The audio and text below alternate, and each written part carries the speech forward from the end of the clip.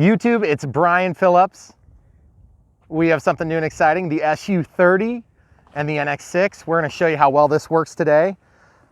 We've got almost dead calm conditions. Considering how bad it's been the last few weeks, it's pretty awesome. Let me just show you these awesome gear first. Oh, so gorgeous. Sequencer and all. That is so cool. This is a bind and fly. Removable ordnance comes with it, removable nose. This thing screws in now instead of just popping in with like a rubber boot like on the F-16. This thing is very awkward to hold when you're in full ordnance mode, I can tell you that. And then of course, the coolest thing. Oh yeah. I'm super excited to see how well that performs. And without further ado, we're gonna take off. Truck coming, you wanna wait or? Yeah, we'll wait. Okay. All right. Oh yeah, that's powerful. Gear up. Oh yeah, it gets up in the air fast. Wow. Twin 70mm EDFs. Feels rock solid so far. Definitely not dead calm. Full ordnance package here. Lots of power. Remember, you got to try to keep something in the horizon if you can. I'm flying into the wind right now. There are no flaps on this, but there is a brake, and I want to try to deploy it for you on a pass. About 30% throttle here.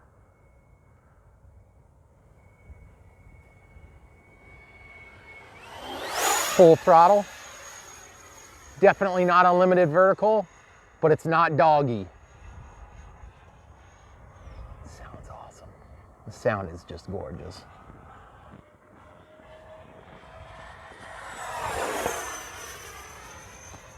Oh yes, it looks so cool. High contrast color scheme from the front to the bottom, especially with the ordnance. Okay, you good? Mm-hmm. Okay, coming in. Dead stick pass.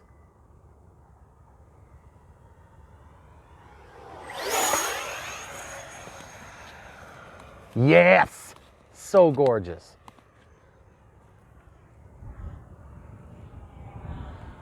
And then as mentioned in other videos, Safe Select does have its own channel on this NX6, which is awesome. So I'm gonna throw the gear for hopefully a dirty practice landing. Okay, so here come the gear. Okay. Hey, you good? Mm-hmm. Okay. Oh, turbulence. I need you 5 steps to the right, up the runway. Thank you. Get a little closer. There you go, stop. Gear back in. So this plane is 1 minute 20 out on 3.5. We got pretty good wind. I'm gonna try to get a landing in here. And you're thinking to yourself, really a landing now? Yes. Here comes the air brake. We'll see how that works. Okay, out of the gear, out of the brake. She's cruising along pretty quick. Mm-hmm. Okay, let's see if we can do a roll here. That was about 70% roll.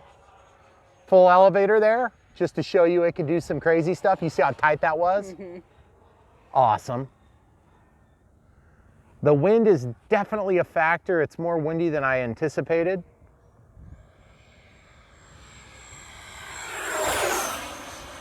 Looks just totally phenomenal. Now remember guys, full ordnance pack, first time I've flown it. I need you left all the way at the corner of the runway, please. Thank you. Okay, perfect right there. I know I've got a shadow coming towards you. I'll try to avoid it. Okay, gear coming out. 9, 8, 7, 6, 5, 4, 3. Air brake coming. And into the grass. That was so good. Was it for really? A first landing. For a jet. I was thinking that I got the altitude down lower than usual because the foliage being off the trees helps. And then also the wind is cross still. So it's actually pretty intense from this angle. Mm-hmm. And I had a lull and I just took it. So the grass helps slow the plane down a lot. If I would have gone down the runway, I would have rolled off for sure, or I would have had to make a turn. Yep. And on these tricycles, if you make a sharp turn, they always tip over like this. There's just nothing you can do to stop it because you don't have enough airspeed for the ailerons to be effective. You certainly don't have brakes, and you can only wiggle the nose a little bit and kind of counter that. So as it does this, you bounce. And I've done that in the F-18, but then that back wheel lifts and locks. So then it almost makes you tip over. Let's go double check. Actually, I'm gonna try to taxi it out of the grass here. Okay, out of the throttle cut. Oh, that's so cool.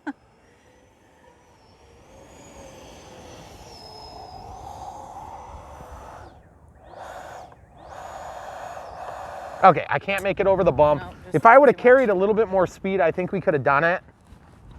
But what we had there was what I would call a reasonable flight. I just hope with this clear sky, we got decent footage.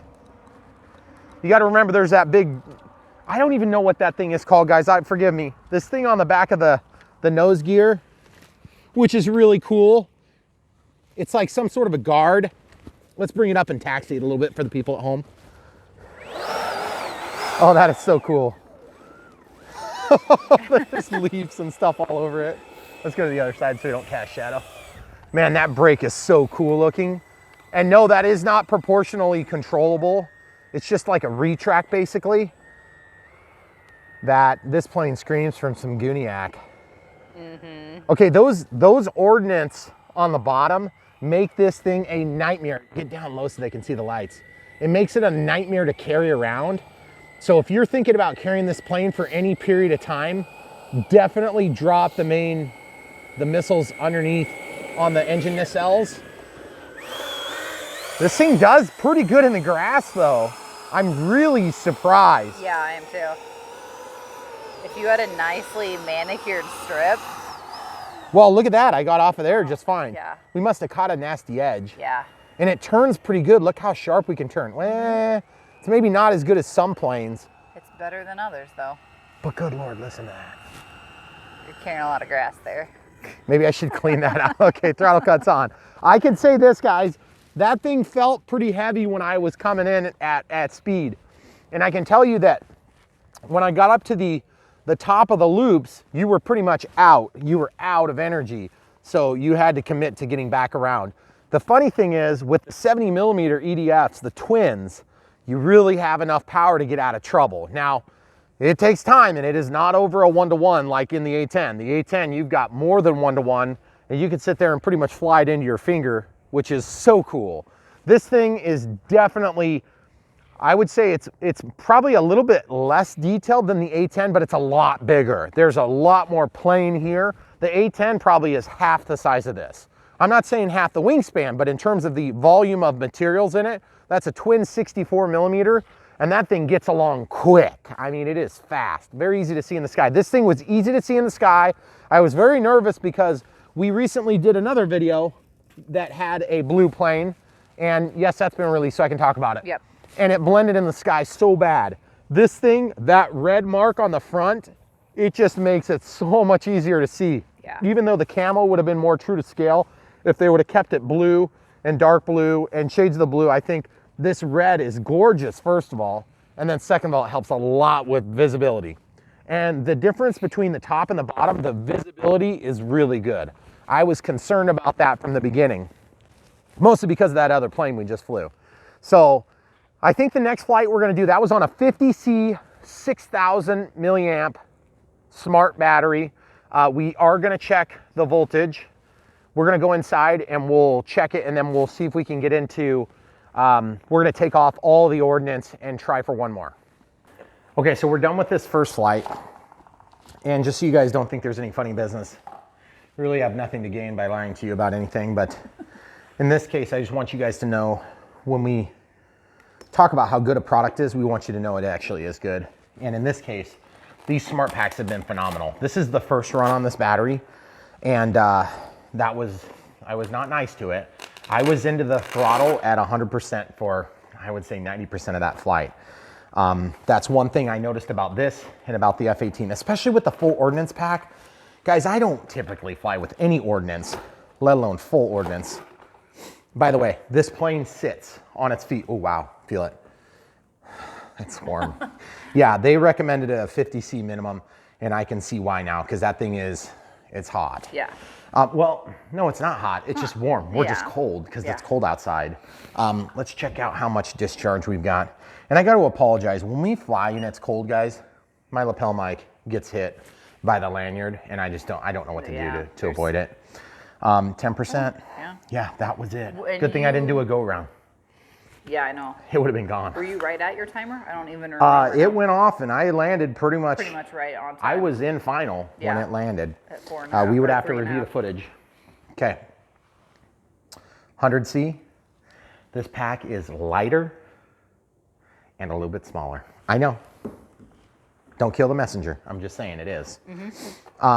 Slightly, very slightly. It's also quite a bit more expensive, which these packs are crazy expensive, but they're super good. And I've never had batteries that I challenge the way I challenge these and have them not puff. I've had one battery puff 2% on the most demanding flights I've had. And I'm talking about running them too long and too hard and at higher throttles than I should have the entire flight, and they still go back and recover as soon as they're cool. And I'm talking just barely a little bit bigger. So I've been extremely impressed with the way these things handle. And by the way, virtually every other brand of pack that I use for EDFs has pretty much puffed on me. And some of them have puffed pretty early, like second, third, fourth flights, first flights. So anyway, what we're gonna do is we're gonna go ahead and, we're not gonna plug that in yet. Our timer is set to 3 minutes. I felt like everything was subdued nicely in our expo mode, which you can see that in the build video, which is coming right after these two maiden flights. So hopefully this isn't a crash. If it's a crash, it's probably gonna be at the end, because that's just the way we roll. We always put the bad stuff at the end because most people don't watch to the end. These things just slide on and off, just like every other missile or ordnance pack that you've seen on the Horizon planes. It's really hard to flip this plane upside down. So I'm just gonna go ahead and slide that forward if I can. Okay, I'm gonna slide this one forward if I can. Okay, so that one's not wanting to come off either. What the heck? There we go. They're just kind of getting caught side to side on there. And I'm not sure what I did wrong, but whatever, they come off. Like I said, I'm not big on ordnance, but they're kind of wanting to get stuck in there. I don't understand why that is. The ordnance looks really good on this plane.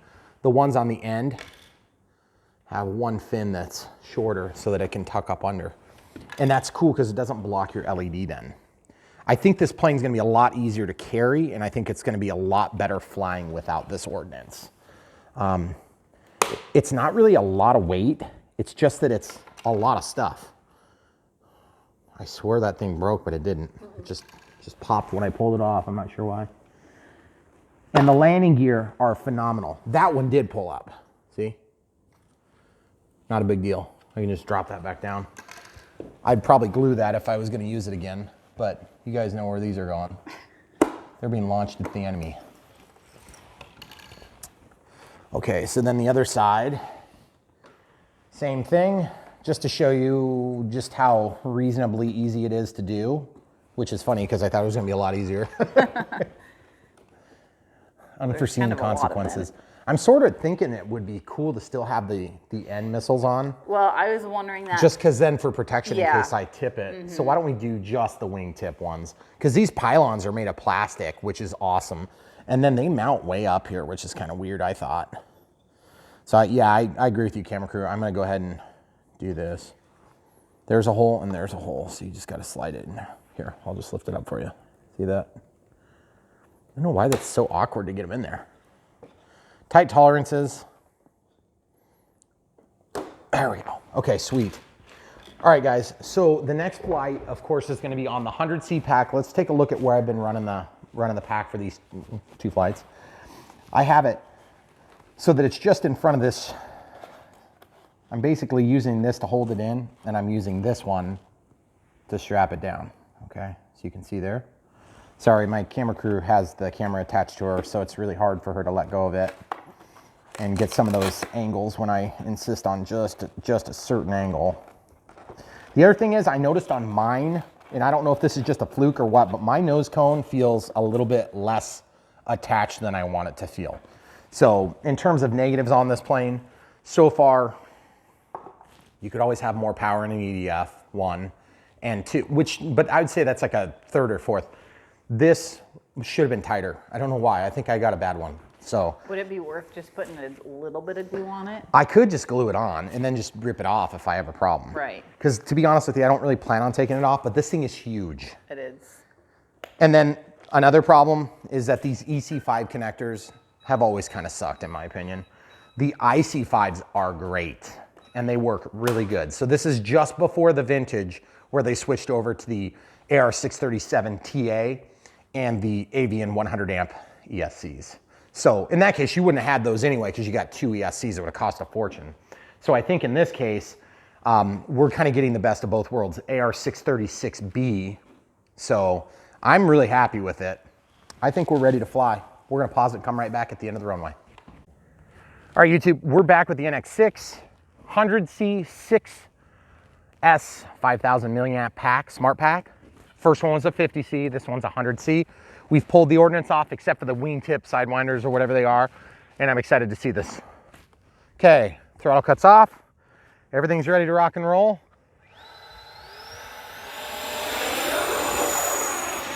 Gorgeous. Gear up.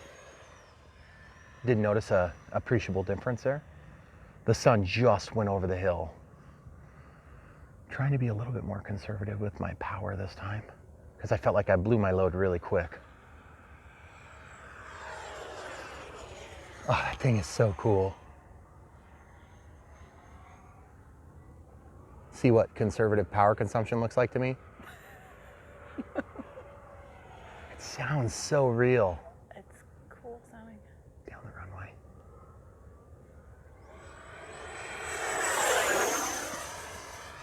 That thing is so gorgeous. It gets into the sun like that. Hard turn there at the top, bringing it back downhill. Getting it flying, full throttle, full pass. Oh, that was so gorgeous. It was everything I wanted it to be. How was it for you? Well, I don't know if it's that, but it's pretty stinking cool. As I discussed earlier in the Maiden, not unlimited vertical, the 100C pack makes it just a touch more zippy.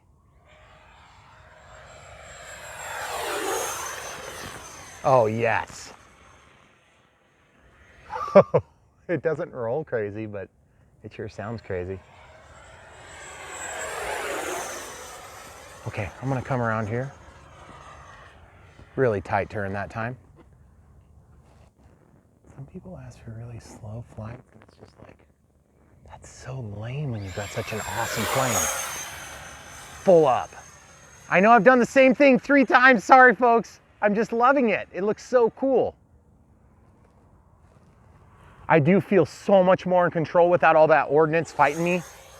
The ordnance really, it's almost like you have to give it so much more control input, and the wind freaks you out when you're doing it.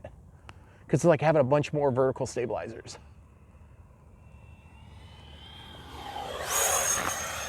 Up and over. Okay, we're gonna turn this way. Go over the top of the house here. Do a little tight roll if we can. Oh, so gorgeous. That was a full tight roll. Not tight enough for me. 1 minute. 1 minute right now. I haven't even showed safe. Okay, 30% throttle. Here's safe, guys. Whoa. That's really pulling to the side, so forget that. I don't like safe, evidently. You good where you are, camera crew? Yep.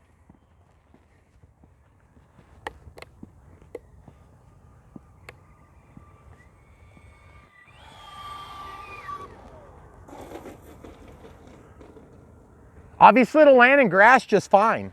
Mm-hmm. Okay, I noticed a symptom. I don't know if it was a real symptom or if something slipped, but I felt like I was getting way more roll, so we didn't really waste much time. Obviously the grass makes for a really good landing strip with this plane because it's going really fast, and obviously I had to enter that maneuver earlier than anticipated, so sorry I didn't get it on the runway, guys. It should be in one piece, but I felt like one of the tailevons was shifted. Let's go find out. Rewalking, and we've done some cool jets recently, but I don't know. There's something different about this one. It's cool. I think it's from a different country. Well, I was trying to not say that, so. No, well, the funny thing is I'm learning that with the bigger planes, the grass landing, that was an intentional grass landing. That was totally planned out that way because I knew I wasn't going to hit it early enough and I didn't want to go off. Show them the hill here. Yeah, this is really steep over here Yeah. on the side. So this was the better option, and Yeah. I wasn't sure what was going on. Sure looks solid. Nothing feels weird about it. Can you turn safe on, move all your controls, and then turn it off and see if it does something weird? They're safe. All right, here's what I'm gonna do. I'm gonna carry it up to the driveway where it's more even. Camera crew, can you hold this? Yep. I wanna show you guys something as I'm picking this up. Without the ordnance, you can grab at the wings and you can grab here and it works really nice. But see, this is foam, okay? And that, it's like a built-in brake if you've got grass. It'll also cut your grass. But look how well that works. Shock absorbers, the oleos are there. I didn't know they were oleos, and when we were doing the build, I forgot to mention that. Yeah. So that's pretty cool. We got oleo front and back, and this one is so cool to watch actuate as you run. That's all aluminum, by the way, guys. Look at this. Everything is aluminum. So cool, so cool. Oh, they are 90-degree retracts. Yeah. Watch the action. I'm embarrassed I didn't even know that because I didn't see it. You're just noticing that? I just noticed that. How did I just notice that? I've flown it twice. I noticed that. That is so gorgeous. The 3 lights. Yeah. Maybe it was just the wind getting me. I don't know. I just don't see know. anything weird. Well, I did notice that in safe. Okay, so this is what I think might have happened. Is I may have initiated safe with the plane tipped, like I was holding it on the table funny, but I don't know why that would be because it felt like it was flying like this in safe. You were on your gear when you plugged the battery in. I thought I was. But I don't know. Whatever the case is, I'm not planning on flying in safe. It did keep it generally flat, but I've said it before and I'll say it again. And this is not exactly a positive thing, but it is definitely a thing.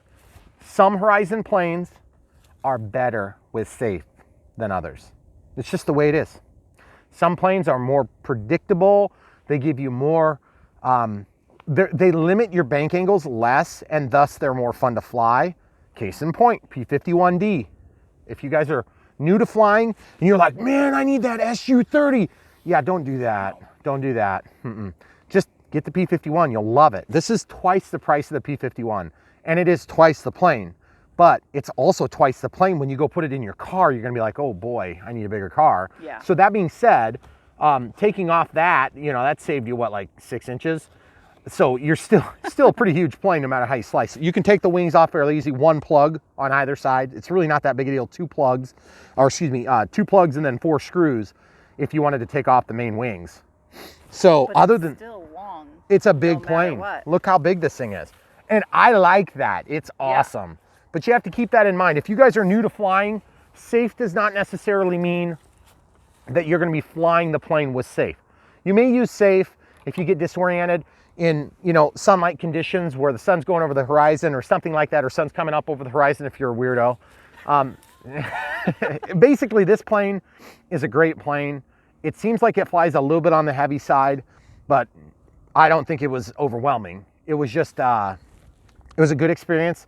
It wasn't hard to land. It does land a little bit fast though. And that being said, you gotta remember there aren't flaps, there's an air brake. And what does an air brake do? It spoils lift. It's not like putting a brake on in a car. It just makes the plane kind of fall. So there is some drag, but the drag is not near as much as like on the F-18, the Blue Angels or the Navy, doesn't matter, it's the same plane. Those flaps will slow that plane down a lot. And those gear are awesome. These gear are really good too. I think they're probably a little bit better gear. They're more robust, but they aren't quite as cool looking. They work a little better though, because the oleos don't bind. So that being said, this plane has the rank of the most awesome jet that I currently have. That being said, I feel bad, I'm holding it backward, but the thing is you get to look at this glorious, whatever oleo you want to call it. And I just love the way it looks. And the intakes are gorgeous. Did you show them down the Well, we nacelles? did in the unbox, but hold on. Here, Gotta hold I'll still. bring it like this. Yeah. That is so Yeah. cool. It's just everything I wanted it to be, and it does okay on our short runway, provided we have some grass to overlap onto. So, but there again, the F-18 was putting down on the runway, and that was pretty cool. With practice, I could get this thing on the runway, and I just need practice and the wind coming from the right direction. Yeah. Right now, it's kind of not going down the runway, so that definitely doesn't work to our advantage. So, any other thoughts before we call this quits on the Maidens? It's super cool. I really like it. Let's go ahead and run in. We'll give them the last voltage test before we call this quits, before we go to the unbox and build. Okay. Okay, so there's no funny business going here. This is the 100C 6S. All right. And I'll just grab the balance plug. And the telemetry on the newer ones shows you each cell while you're flying. It's pretty awesome. But I found that on these planes, 21%. Wait, hold on. So people can't see. You might be lying to them. Yeah. My camera crew loathes filming this thing. It's actually an awesome tool, but it's is. really hard to film because the contrast ratio is so bad. Yeah. And it's black and then the light's really bright, just like this. The DX18 filmed better because the silver gave us a better backdrop against it wasn't a color screen either, so just LCD with a backlight. That being said, a lot easier to see this when you're flying.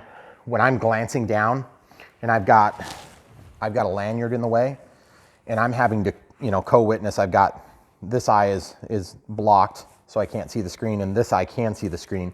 So you can kind of make it out unless you've got one eye. And if you have one eye and you fly radio controlled airplanes, you are skilled. That's amazing. That would be crazy. If you have one eye and you fly radio controlled, please put it in the comments below. I want to talk to you.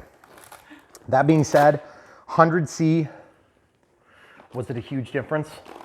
Probably not. I didn't think it was a huge difference. Is it worth an extra couple bucks? Feel it. It's hot. Yeah. Might even be hotter. I don't know. It's hard to say. Almost exactly the same size. Yeah. These are, I would say that they're appreciably larger than the 30C. Yeah. Okay. So. But to be fair, you were also ordnance See this? first flight and no Yes. ordnance second flight. See this? Yep. That's right. And we had a 10% extra. However, we landed almost in the nick of time on both. Yeah. So, sometimes you talk about you can go over on your smart packs because it's Not in jets. Not in, yeah. Jets are the exception to that rule. With the exception of the rule being the exception of the rule is downstairs, the ready to fly trainer, which is called the Haboo. Haboo. That's right. Was that? I forget what size it is. Either way, the Haboo. It's a trainer. 1 point. And you could fly that thing forever. Yeah. And it's awesome. That is a great plane. If you guys want a jet to start. Now, some would argue that it's not quite as beautiful as this. And I would agree with them. But it flies really good. And it's very slow and it's very fun. Yeah. And you will love it. And that is an everyday flyer. Yep. This, yeah, you could do this as an everyday flyer. If you flew jets, if you had a good runway, if you had good room. I'm really impressed with how it handled the grass. The grass helped to slow it down. That's just an applicational thing here. I don't know that that would necessarily fit everybody else's situation. I don't know what happened with Safe. Maybe we just initiated it out of angle. Maybe I was doing something like this, or I don't know. This thing doesn't sit with the tail down like that, which is really cool unless you put it that way. Some planes like the Cessna Citation Longitude, I have a battery or some weight in there. This one sits like this. Yep. Because it Naturally. needs to be held down. So some jets, EDF jets in particular, particularly twins, have a heavy tail end and they like to sit down like that. And I hate that because even though it's kind of cool, like, oh, look, it looks like it's coming in to land, it's annoying when you store them that way. And then plus when you transport them, they always want to like tip up like that and then they roll really easy because I'll try to chalk the wheels with like pillows or whatever. And if you have to transport planes like this, here's a tip that you guys probably already know from my early videos if you watch, but just get bean bags. Get the cheap bean bags when they're on sale, and you put that into your back of your SUV, you put your seats down, you throw that in there, and then the plane just goes right on top of it. Gear down, gear up, it doesn't matter. And that really helps with like antennas and things like that because you know you really don't care about the beanbag. And then you can throw another beanbag on top of that. You could throw a second, third. We've gotten like 10 planes into cars doing that. In fact, when we moved, we got like 110 planes moved in, I think it was like 2 loads. It was crazy. And that was, we had one that was longer than that, the Airbus A330-600. Yep. So we're gonna end this video now, the Maiden part. So it's over. Thank you for watching, guys. You know the drill. If you want to support the channel, we really appreciate you guys watching. Like, subscribe, definitely hit the like button. That helps the algorithm for YouTube. So when people are searching, they find this stuff instead of the competition, because, you know, anyway. And then also the big way you can really help us financially, not Patreon, just go down to the link below. When you go to buy this, buy it from our link. That will be sufficient. It will help make our day, and it will help keep this content flowing, because it is time consuming. You probably don't realize quite how time consuming it is. But the thing is, my camera crew, she does a really good job, and we get her help because this makes sense. If it stops making sense, then she's going to probably bury me in the backyard somewhere, and then there won't be any more content. So please, please buy from the links. Save my life. Come back for more. YouTube, it's Brian Phillips. You've already seen this thing fly, but in its current condition, it's in this thing. We're opening it right now. You already know what it is. I'm not even gonna try to lie to you, because you've already seen it fly, and it was probably glorious, I hope. Otherwise, I'll be annoyed, because this is gonna be awesome. This is the Su-30 as a binding fly from Horizon Hobby. Oh yes, that is so cool. The Su-30 twin, the extra scale jet. Are you kidding me? It's even got an air brake on it. That is awesome. Totally awesome. That's cool. Ooh, So it's a 3. Huh? It's a 3. Uh-oh. That's bad. I'm like somewhere between 1 and 2. Oh, jeez.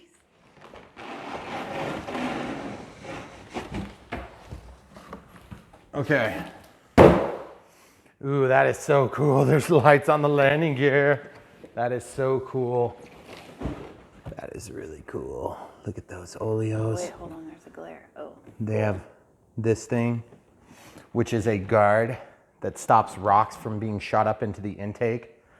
That is so cool.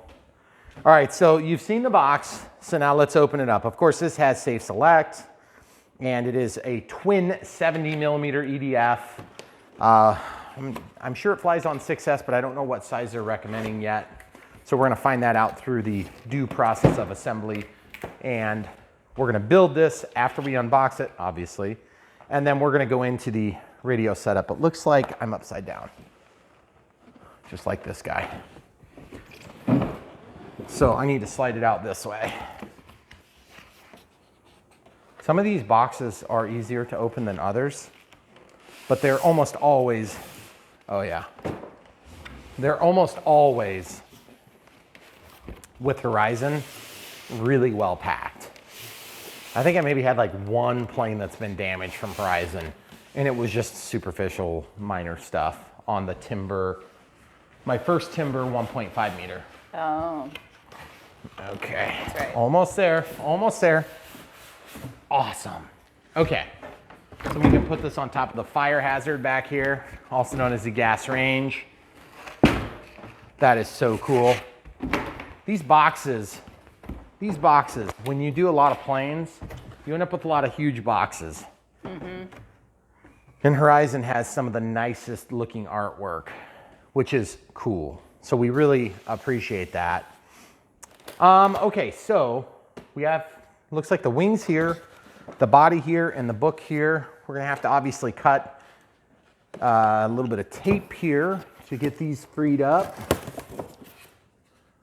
Very high quality, high density foam. Foam to protect the foam, you know how it goes.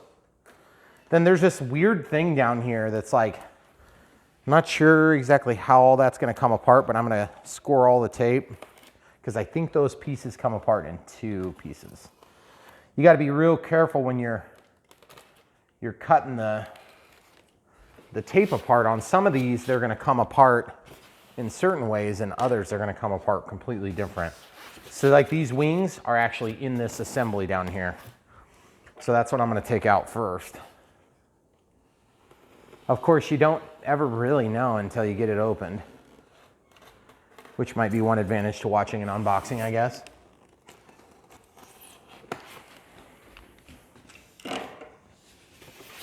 Let's see if I can get it off of there. Goodness gracious.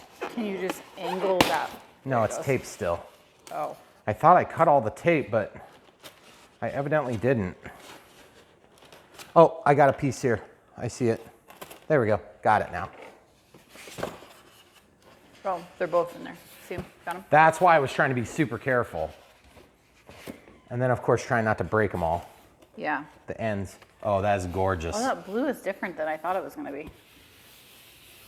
You feel the texture there. This is plastic, this pylon. Oh. And then it holds the missiles. 1, 2, 3 pieces of ordnance, it looks like. Our cats like to chew on the edge of our planes. If anybody knows what type of tool I should use to fix that, Might not be an me appropriate know. question to ask. yeah. I would like to fix it though, because it's pretty annoying. We had a plane the other day that one of them took to the vertical stabilizer, and I was not very happy when I realized it was cut up.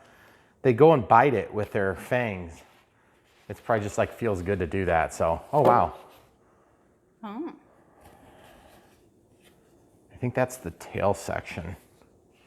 And then of course the other wing.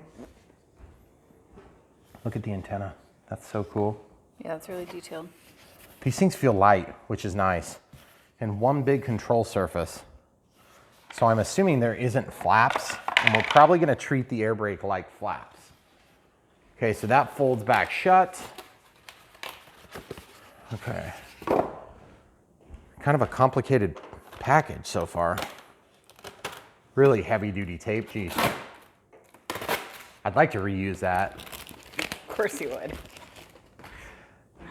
Okay, so then I never like to take out the fuse first. Oh wow. Ooh.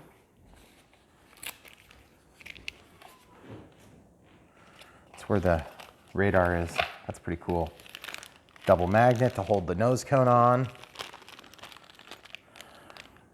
Don't know what those are. Those are probably struts for landing gear maybe. Got machine pieces of aluminum though. Screws. We have some sort of a, looks like this is probably a wingtip, but it's all plastic with a foam insert. What is that? Oh, those are vertical, those are the fins on the bottom. Bottom. Yeah, so there's a left and a right. So maybe what we're seeing is not ordnance all the way through. Maybe some of it is fins. That'd be pretty cool. The manual's inside this time. That's pretty uncommon. Su-30, 70mm twin EDF. That is really cool. I'm excited to see this one because I haven't had, I don't think I've, well, maybe, was that 810 a 70mm? Twin 70mm? That was twin 60mm. Was it? Yeah. That went 110 miles an hour. Yeah. The new A10 from Horizon. That was only 60mm? That was a 64mm. Oh. So the carbon fiber spar tube, really strong. That should be good. Wing joiner for the main wing. Of course, we got the tail sections here. These are the vertical stabilizers and rudders. Beautiful, love it. Don't have to Nice. wire it at all. Yep. All bolt together construction and big pressure plates here that will transfer the load from here and here to the whole surface. Awesome. Guys, I can't tell you enough. When you build a Horizon plane compared to when you build some of the competitive brands, there's a difference. Beautiful. Yep. Even within the FMS and e-flite brands, there's a difference. Even though they're sometimes the same molds, you just get a better plane with the e-flite stuff, in my opinion. Yeah. So Can't our wait. cat wants to go out so bad so that she can attack some birds. That one's a he. Huh? That's the he. I said our cat. Oh, I thought you said she. No. He doesn't want to go attack the birds. Another missile. Awesome. Okay, so this is kind of interesting. See the fins? This one's shorter, so that must be the inboard side. Oh. And then this one's shorter. So I was just thinking we should sacrificially launch some of these with bottle rockets. How cool would that be? Okay, then we have, Cool if it's legal in your area. these would be the vertical or the horizontal stabilators. Got a ball joint there. Actually, we got a pair of balls here. Ooh. See? Those are usually better in a pair, are they not? They are. I mean, sometimes injuries happen. So, last piece. I mean, this is a pretty low piece count considering how complex and awesome this plane looks like it's going to be. I'm really excited to pull this out, but I just want to be careful the way I do it. It's kind of heavy. Oh, that is so cool. Look at the pilot. Oh, that is awesome. That is so cool. Really big. Look at the EDFs. Oh my goodness. Wait, hold on. That is so cool. Man, that is so neat. And then look back here. See this? Some junk in the trunk right there. I think that is a big. That's really big. Wow. Okay, so EDFs are kind of a nuance because the size class is based on the size of the fan. Right. So, with this thing stuck on there, it's keyed, so you can tell which way it goes up. This thing still goes on the back. Is that magnetically attached or glued? Yeah, it does. So that makes it even It makes it taller. even longer. So I'm 6 foot tall, and this is going right here. So, just for size comparison, I don't know if it goes all the way. It goes like this. It's going to be like almost 6 feet long. That is so cool. That's crazy. I'm really excited. I hope this has enough power to do some cool demos in the living room because I want to see it do what I want to do, but I don't know if I can do it yet, so I'm not going to talk about it. All right, so flipping it over, man, this thing is so staticky. It's crazy. Like when I pick it up, it's like an extreme amount of static electricity. Oh, there's more missiles in there. There's more missiles. Is that the only bag of goodies though? Is that one little one? Yeah, guys, look, that's it. There's one nut sack. Bolt sack, sorry. There's some more stuff in here though, guys. I missed some ordnance. Oh yeah, wow, those are weird looking. Totally cool. If I'm not mistaken, these are Russian planes. So the ordnance is, foreign to me. Really? Yes. Did you like that? That was the cheesy pun of the day. Don't worry, there's 400 more coming. I was gonna say. Okay, so I actually really like the way the ordnance looks. And it's actually really light, which is nice. And if the ordnance is nice and aerodynamic, it doesn't bother me. When it's super heavy and it gets in the way, or it's painted blue on an F-18 that's in a Blue Angels livery, I'm not real into it. But look at all this. This is so cool. Awesome. That is really cool. So 2 of these have full-size fins. And then 2 of these have, these ones have the clipped. Did you ever focus? Yeah. See how they're shorter? Okay. So we're gonna have to pay attention to that when we get to that point. Okay, so that's the unboxing. That was super easy. We are gonna pause and we'll come right back and get right back to the build. All right, guys, so we are gonna do the build on the Su-30 twin 70mm EDF by e-flite, or Horizon Hobby product. And look at how big this monster is. It's gigantic, and I'm super excited to work on it. Look at this. This thing has monster leads. Do not stick your finger into the propellers of another plane. They might cut you. Don't do that. So I'm just gonna take care of that right now. If I can, oh, shoot, it ripped off. Dang it. I hate when that happens. I'll probably just throw it away though, on this one. Maybe on the next one we'll keep it. Anyway, it's got an AR-636B, which is probably going to be exciting because here pretty quick, we're going to be looking at 637 TAs instead of 636Bs. So we'll have to see how Horizon handles that. But of course, I've got this one of the first vintage, I would imagine. So anyway, obviously you already saw I sort of cheated and put this on to show you the height or how tall it was when I laid it on the ground. And, oh, sorry, I'm hanging out. Jeez. This has an EC5, by the way. And we were looking in the manual for just a quick second while I was breaking down boxes.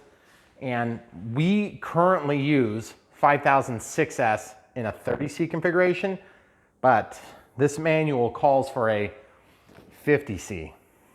So I also got 100C, which is going to be awesome. And I can't wait to fly it on 100C and 50C. But honestly, I'm not sure if I want to sacrifice a 30C to let you guys know if it works or not, just for the simple fact that those things are expensive and I don't really want to destroy them. So we're probably going to plan to start with the recommended battery. And then if we have time for 2 flights, because these are probably going to be like, what, 30-minute flights on, oh wait, probably more like 3. 2.5. We'll let you know, 2.5, 3 minutes. I mean, you can get a lot done in that time. So anyway, we're going to have these ones. These are the ones that we're going to use. So let's unbox those too while we're doing this video. If you guys haven't seen an unbox on one of these, we don't typically unbox the batteries. And the reason being is because it's like super boring. But except they're so nice. We do literally everything else. Let's unbox this. Okay. This one. Wow, look at this manual. It's so good. You know what's actually really good on this manual? You guys are going to be like, Brian, that's so much like you to read the manual. Look at this. The best part of the manual ever. See this?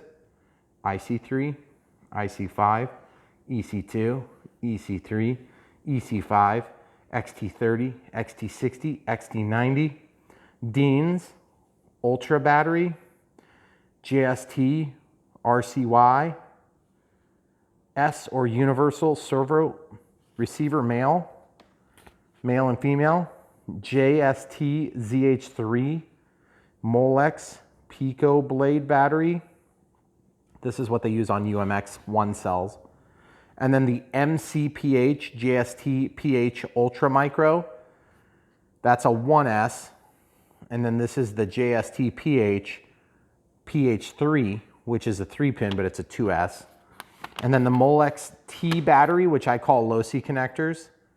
And the JST EH battery.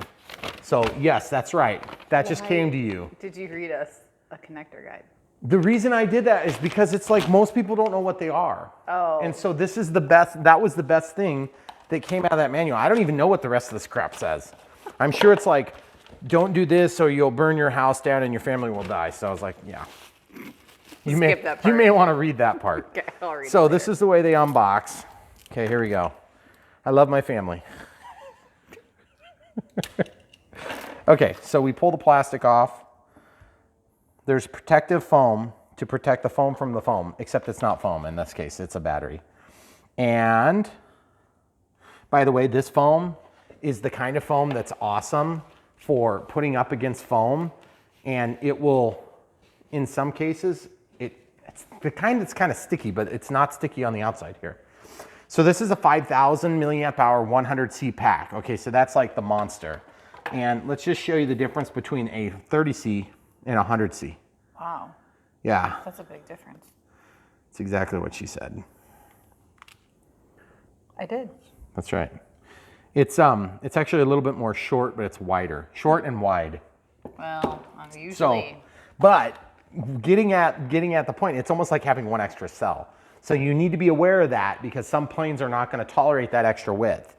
You know, they might squeal. So be careful about that. Like, now, 50C, let's show you the in-between size. Obviously, the unboxings on batteries, that's where my channel has found its success, is because of battery unboxings. It's like, he's the only guy on YouTube that unboxes things that I don't care to see unboxed. All right, here we go. That's why you're all here. Oh, look at that beautiful thing. So gorgeous. So gorgeous. Okay, by the way, quick sales pitch for smart batteries. These things are awesome, okay? When you buy one of these batteries, you're kind of making a small investment into your hobby, okay? And when I say small, I mean like this costs more than probably my first plane by a long shot. So that being said, when you buy a smart battery, unless you crash it and damage it, it should be with you for a few years. And I say a few years, you're like, Brian, my batteries have been with me since 1983. And I'm like, whatever, dude, you're lying. You have not had them since 1983. That's impossible. But I've had batteries that I've had for 2 or 3 years and they're garbage. Now, why are my batteries garbage and your batteries aren't? Dude, I had them since 1983. I promise, maybe it was 1984, but it was like August, so I'm not sure if it's the end of the year. Okay, if you get a smart battery, it's gonna discharge itself, okay? They also balance themselves, which is nice. The smart chip, for me, it's not about the telemetry, which is huge. It's about the balancing, okay? Hypothetically, you could charge this, and I don't want to put words in Horizon's mouth because they didn't say this, but you could charge it and like never balance it because it will constantly balance itself regardless of what you tell it to do. So that's a very good feature. Let's look at size differences here. 50C compared to 100C. Are you kidding me? The 50's bigger than the 100. That's weird. Is it longer or shorter? It looks the same. That's really weird. So the 50C is technically, but I mean, and it might just be a nuance on this pack, but I would say it's bigger by a millimeter widthwise. So these are going to be the same size, okay? So the 50C is what this plane calls for on a 6S 5,000 milliamp pack, okay? By the way, 100C is considerably more expensive. 30C is considerably more reasonable than 50, than 100. No, go ahead. What does C mean? No, I was just going to add to your sales pitch. The C, okay, so the other thing is they're more pretty, which my wife likes that they're prettier. Is that no, that's not what I was going to say. What are you going to say then? Just say it. Before you got the smart packs, you were concerned about having them discharge, auto discharge, and then not being prepared to fly. Which was annoying. But with the chargers as fast as they are, Yes. that has not been a problem. Yes, it has not been a problem, except I think one time we had to go in and set the charge rate to like 4,000 amps. Right, but that's pretty infrequent. 4,000 was maybe a slight stretch. But yes, that's infrequent. We used to have our batteries charged and ready to go all the time. The problem is they puff. And the problem is it's not really safe because the chemistry becomes, it becomes crazy. Right. And so when you have crazy chemistry on your batteries, then they're gonna do things that you don't expect them to do, like catch on fire and burn your house down. So you need to be careful about that. So even with the smaller packs, we tend to have things charged because of what we do, but most people aren't gonna be doing reviews. So that's why, I mean, people might do a review here and there, but we're not gonna be doing them all the time like we do. So let's show you the charge sequence. Okay, so you get the S1100. This is a good choice if you're just trying to do one channel, meaning one LiPo at a time.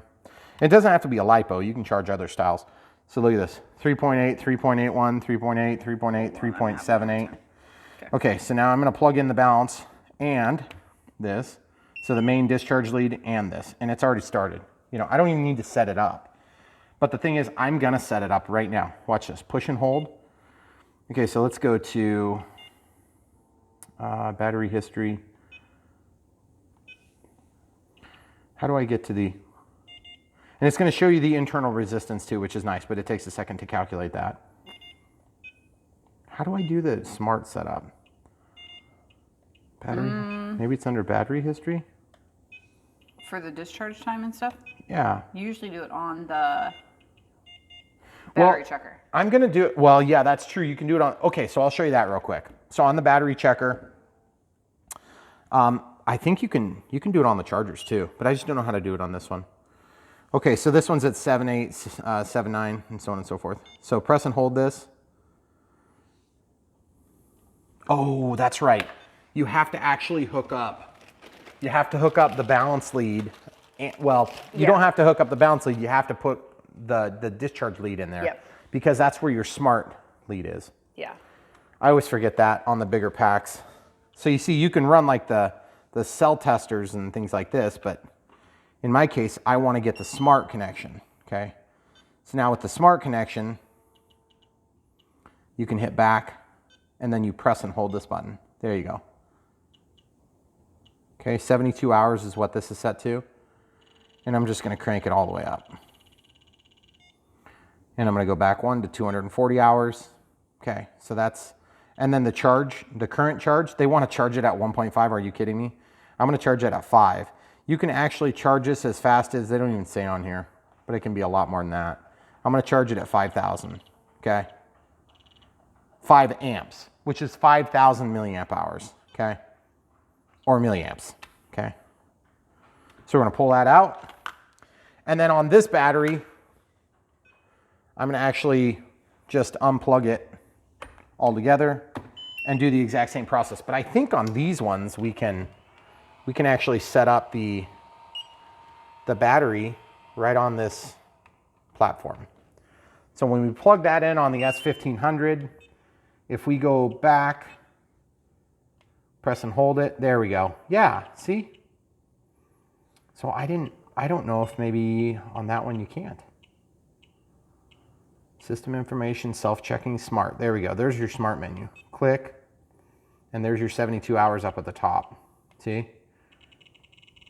And I can scroll that all the way down to the 240 hours, which is what I set it to. That's like 10 days, you know. So after 10 days, it'll be at storage charge level. Okay?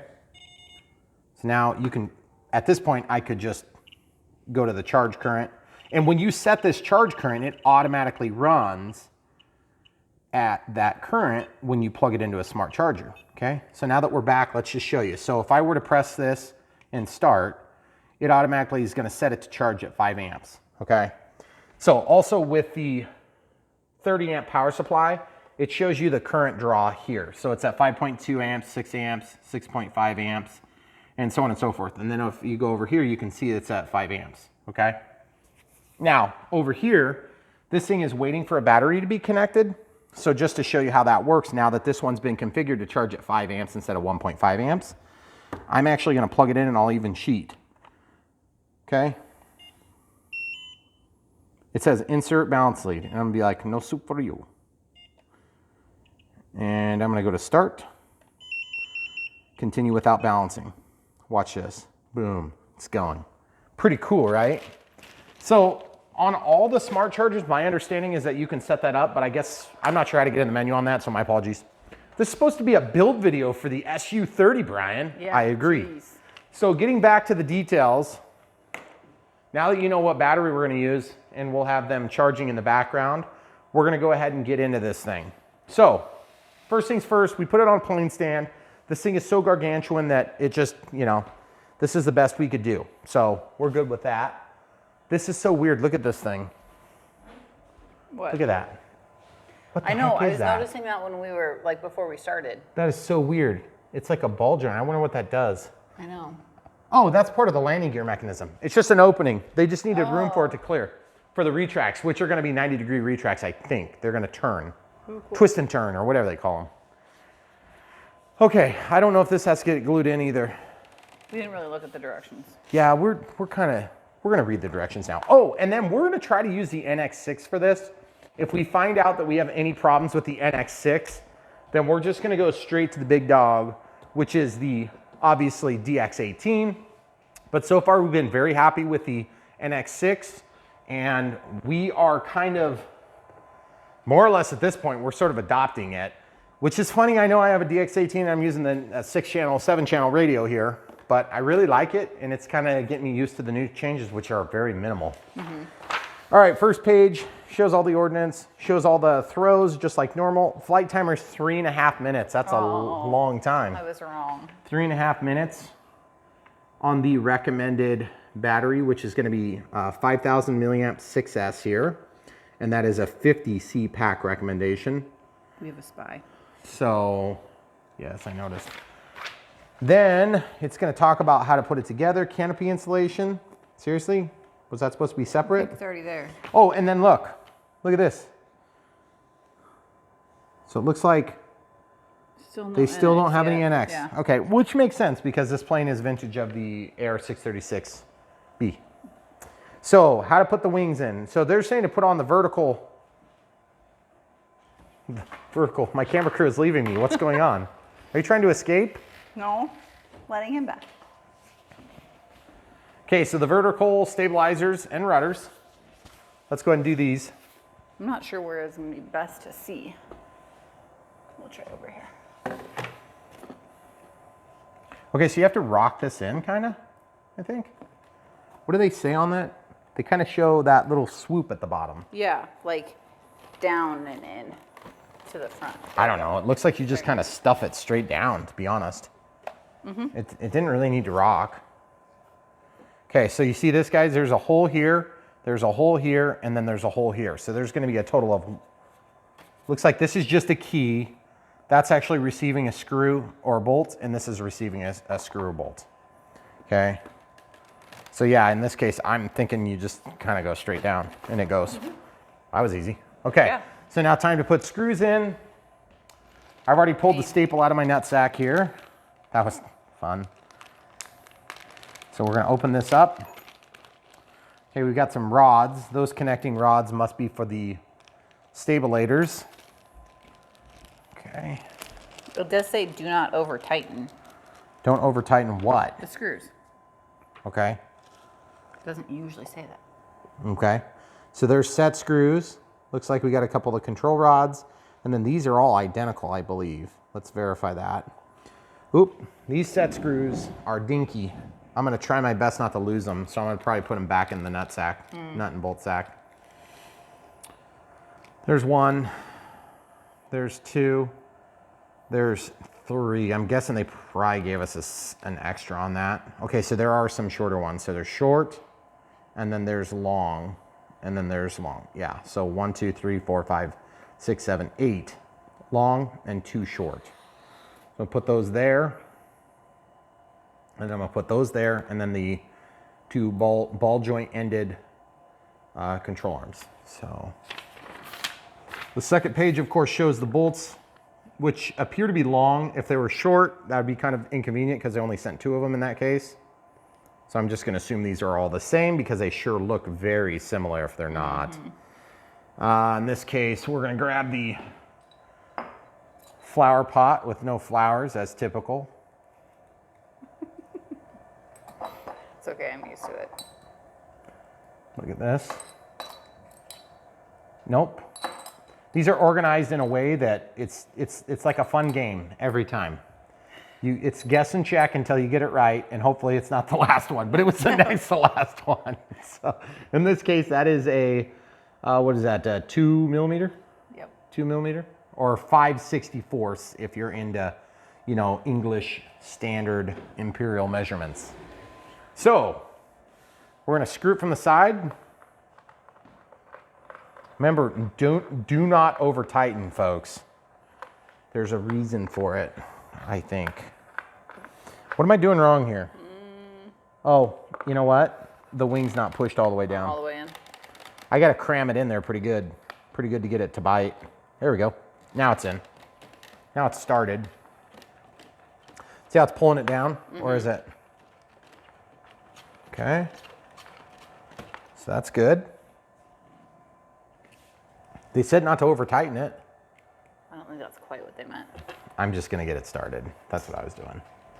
Okay, this one seems to be a little bit easier to get started, but it's kind of, doesn't feel like it's biting. Oh, there it goes, it's biting.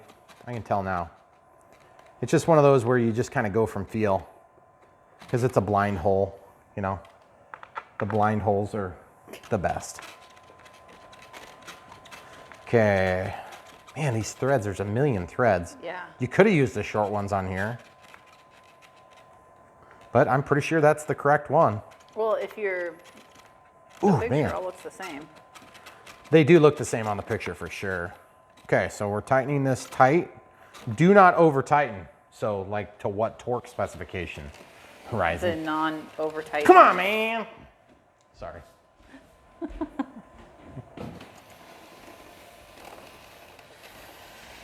All right, here we go. So we got 2 more screws.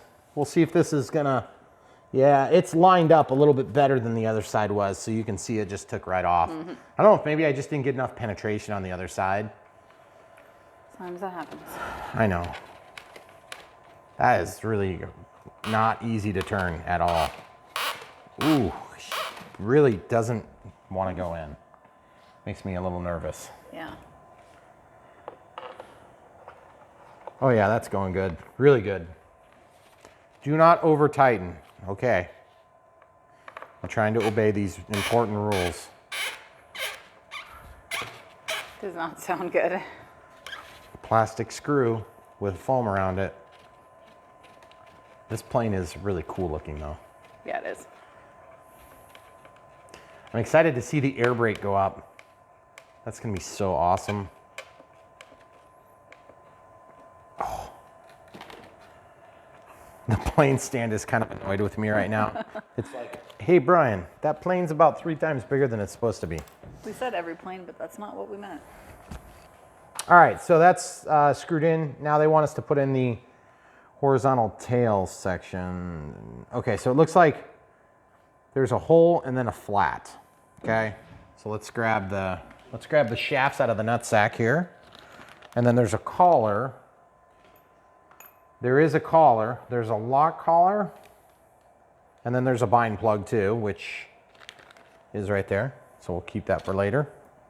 I don't know for certain. Those usually drop into the assembly after you put the rod through. Yeah, see that'll drop in here like that. And then this is gonna go like this. See? And then you'll pass that through into the thing. That's gonna go in. Is that out of focus? Can you focus it? Hold on. There it is. See how it goes through? Yeah. Okay. Okay, so then the set screws that are used for that are right here. So yeah, it does show a set screw, but it doesn't really talk about it much. I mean, you could read the word things, but I'm not gonna do that. I need a picture menu. It also does say that it should be upside down. What? That the fuse should be upside down. Oh, it did? Yeah. Like I can't do this on my head? What the Challenge word, accepted. what the word thing said. The word things? Okay, good. Where's the other shaft? Oh, it's already stuck in there. Yeah. I'm just trying to debate about would it be easier to do this before or after I put it in there. I don't know. I don't know, man. So I got to turn it upside down. Now I see why you said that thing you said. Yeah, see? Sometimes right. I know what I'm talking about. Did we Even with never install the airplanes. tail thing? Or we're installing It that later? Hasn't come called up yet. for it. Hey, No. watch my antenna, please. Oh, it's actually pretty easy to Yeah. grab right here. Uh-oh. You Uh-oh. Clearance? Oh no! I have to hang it over the edge because the tail, It's taller than the the tails are stand. taller than the stand. Okay, we'll try this. Hey, remind me not to drop this on the ground Okay. Hey, before I do that. don't drop it on the ground. Oh, okay. Thank you, hon. Camera crew, I mean. That gear door looks a little bit annoyed with life. I hope it's not broken. That would be really disappointing. Okay, so I can see better, so I can get the screws in where they need to be. I don't understand. Oh, you use a regular long screw to hold in the tail, this tail of it, see? See how it's got that machined spot? This is the part that goes out into the tail. This is the part that goes into the fuse. Okay. Okay, so let's do that. And it's supposed to be upside down, right? Yes. Okay, so this is where you're gonna ram it in. You just like, Oh, hold on. You have to ram it again. People didn't see. ooh, yeah, right there. I can't see very good, but there it is. I just lined up the holes. So this is just a shaft that receives the tail. The elevator is controlled obviously by the servo, but it pivots on this shaft. Come on, get in there. You know what? I'm wondering if that's supposed to be the shorty, because that is tight. Hold on. And they did send us 2 of them. Someone has to read the words. The words, the word things. Yes, 10 millimeter. And the other one was 16. 16. So that would Okay, make so sense. evidently this is 16 millimeters, and then these are 10 millimeters. So like if you need to measure something. They're super accurate. So I'm gonna get that and just, whoa, almost fell. Oh my goodness. Oh my goodness, there we go. We're good. Okay, so that's torqued down nicely. Now this is metal on metal, but there's plastic contact in the area. So I know what some of you are thinking, hey, let's slather some Loctite on there. Don't do that. Don't do that. Don't do that. You'll regret your decision big time. If you insist on doing Loctite, just get CA, put it on these threads, and then stick it in there. But do not do that either. That'd be really dumb. Actually, it'd be fine. That wouldn't hurt anything. But if you put Loctite in there, I guarantee you, you're gonna have a failure on this plastic. Guarantee it, 100% guarantee. Didn't somebody the other day in the comments say like a drip of nail polish? Yeah, you can use nail polish or CA, or you can use paint. Paint? Paint. It just gums up the threads. Okay, so I'm just gonna get one of them so that I can show you. I've got a collar, one set screw. Ooh, actually I gotta see what size this is, because this set screw is probably gonna be a different size than the other. Yeah, it's smaller, see? It's not a 2mm. Let's see what we need here. Oh, it's definitely, yeah, that's a little bit loose. Oh yeah, there we go. So that's a 1.5mm. I would normally say I'm annoyed by that being a different size, but like how else are you gonna do it? Right. Okay. And by the way, we've had much more annoying builds lately. Do I have this on the right side? Oh, it goes over and then goes in. Wow, that's so cool. Look from the bottom. Look at that. Oh, that is gorgeous. You see that? That mechanism keeps it square. That is so cool. Thank you, Horizon. You made my day. So I have to actually lift that up and then drop this thingy in there. I have to drop this in. Boop. Right there. Then I have to slide it back over. And then I have to get to the point where this is lined up with, come on now, you can do it. I know. Oh, I'm having trouble getting it lined up. See what I'm fighting, guys? There we go. There we go. Now it's in. Yeah, buddy. You just kind of got to work it. There's like 3 things that need to be aligned in order to let that assembly go together. And then yes, that tapered set screw goes into a tapered receiver cup. So if you don't get it all the way in there, it will loosen. Now this thing, if you wanted to put Loctite on there, you again need to be very careful that it doesn't spill on all the plastic. But if you insist on having Loctite, this might be a little bit safer. That's really cool. Very, very cool. Okay, so now we're gonna put these things on at some point. Actually, you know what? We're supposed to put the tails on first. So why don't we do that first? And that way we know for sure we don't forget, you know, like a horizontal stabilizer. The elevator. Pretty sure we wouldn't forget. Pretty sure. Pretty sure, mostly sure. Okay, so you see how that's got a flat spot? That flat spot's got to be up, and that's where the set screw is going to go down, and then that's the cup I was talking about right here. This is what's going to receive the tip of that set screw, okay? Really, really nice machining, guys. That is so cool. I'm always nervous when I see all these gorgeous details because it would be very easy from a manufacturing standpoint to just make this thing super heavy and fly like crap. So I'm hoping that our trade-off is not with flight quality. You know what I mean, Gene? Oh, you're not Gene. Sorry. It's the other Will you camera hold this crew. with one of your free hands, please? So I can push against it. Right here. Okay, I gotta push. There we go. It's in. Got it. You can let go now. Okay, you see it's not wanting to sit down in there? There it goes. See? Once you get to the spot where it drops down in, you'll know because it'll allow you to get in there. That is so cool. Turn and burn. Cool. All right, so the next step, of course, is going to be, this is going to be like one of the easiest builds we've done in a long time. They're suggesting that we put the vertical fin installation in later. And they don't ever tell us to actually hook up the rods, do they? They just assume we're smart and we know that. Is that supposed to be glued in? Carefully apply thin CA to tail cone. Yes. I'm not putting CA on this. I'm putting my crappy Chinese glue on it. Of course you are. I'm using this crappy CA non stuff. This is just Chinese glue. So the Chinese glue is going to get applied to all the pieces that slide in and touch. Okay, so I'm not going to really worry about this face. It'll get pushed out a little bit as I slide that in. Okay, So I'm gonna concentrate on this surface and this surface and that surface and then that surface and a little bit here. And I'm gonna go just barely any is gonna get applied on these edges, okay? Okay. So. It's like a big metal. That's crazy. It's a counter rod. It's a counterweight rod. I know, but that's like. I know, it's kind of weird. I'm assuming it's counterweight. I don't think so. Okay, so this surface, this surface, this surface. See, I don't know if it's actually touching down there, so I'm gonna go just real light on that. See, just going right there, then right here. This is just Chinese glue, guys. You can just call your favorite Chinese store and get that. I got this from another build. Don't be silly.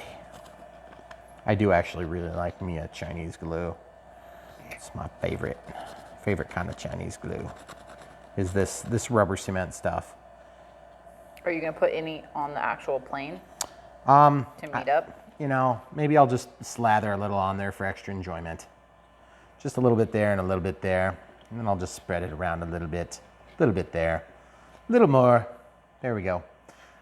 There's nothing worse than having your doohickey fall off while you're in flight.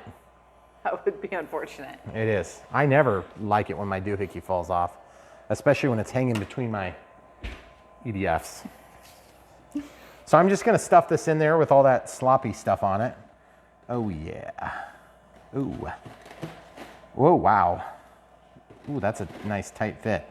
So now that it's slathered nicely, we could just let that set up for a second. That'd be the, it smells like Chinese glue. Do you smell it, camera crew? I can smell it. It's Chinese glue, it's my favorite smell. So we're just gonna leave that there and hopefully not forget about it. That's how you ended up that way. Okay, wow, that's awesome. Look at this. That fin won't get broke off ever. All right, so we gotta hook these things up because they don't talk about it. Yeah. They just assume that we know these things. Do that while you're waiting for your glue. But let's look at the manual for a second, camera crew. I didn't see it in there. I didn't either, okay? They tell you to put the missiles and bombs and stuff on, but they don't tell you to put these things on. Like, Turn the page. Is there another page? I can just imagine the calls to tech support. Hey, yeah, this is John. Yeah, sorry. I forgot to put the things on because the manual didn't say to do it. Did you really not know? No. Okay. 2 millimeters down. Elevator, it's showing on the outside and the outside. But is that really what they want? I want to see it on the, you know, that page that shows where all the holes are stuffed. I thought that's the page you were just on. No, that's just about the elevator. Oh. Oh wait, are there? Yeah, there's a ball joint there. Because look, they're just saying it needs to be square. Ah, there it is. I was looking at this, camera crew. That's what I thought. We need to look at, so the outside and the outside. Okay. So you're not going to do that? What? No, I was looking at a different picture on, like right below it. There was a picture that showed it looked like the wing. I know, but you always look at it and then you just do something else. No, I'm actually going to do it on this one because the full functional televators and things like that can be kind of complicated. So now on this one, because I don't know exactly the alignment, we're going to actually just kind of stick it like that, and we're not going to actually hook it up until we get ready to do radio setup. Okay. So I had to tweak this just 90 degrees to make it so it's perpendicular. Outside hole, fold it down. Ah, I turned this one and I didn't need to. That one did need to be turned. Okay, so I'm just you know what? This has so much more room. We recently built another model and I had a heck of a time because of that. And it looks like that's really close to being 2 millimeters below straight. That's kind of tempting to just ram it in there right now. Put it on there. I really want to ram it in. Can I ram it in? Yeah. Okie dokie. I'm just going to ram it in. Carefully. I can just unscrew this. Okay. So these ball joints always make me nervous because I know. They're always the type of thing that I don't have in stock. And I have a million weird parts in stock. And so I'm always like super nervous I'm going to break one. But you see what I'm talking about? You can loosen this screw. You can take that control arm off, slip it off the end, and then make your adjustments as such. The plane we did the other day did not have that flexibility, let's just say it that way. I don't want to give anything away because we never know the exact order that we're going to release stuff. We usually wait till the worst possible time and then we release it. I don't think talking about ball joints is going to give Listen, anything away. listen, ball joints. People pay attention to the balls. Ball joints. All right, so the next step is, whoa, look at all that Chinese glue on You there. better put that on now. Whoa, good point. I'm glad I saw that picture. It reminded me. Yeah, it still smells like Chinese glue. I think we're good. So the reason we let that cook is because then that becomes like, it's probably gonna be hard to ram this in now. It's probably gonna push the whole model It off might of the be. stand. Seriously. Oh my goodness. Whoa, I think I might have jinxed myself with, oh my goodness. Did you see how hard I'm pushing?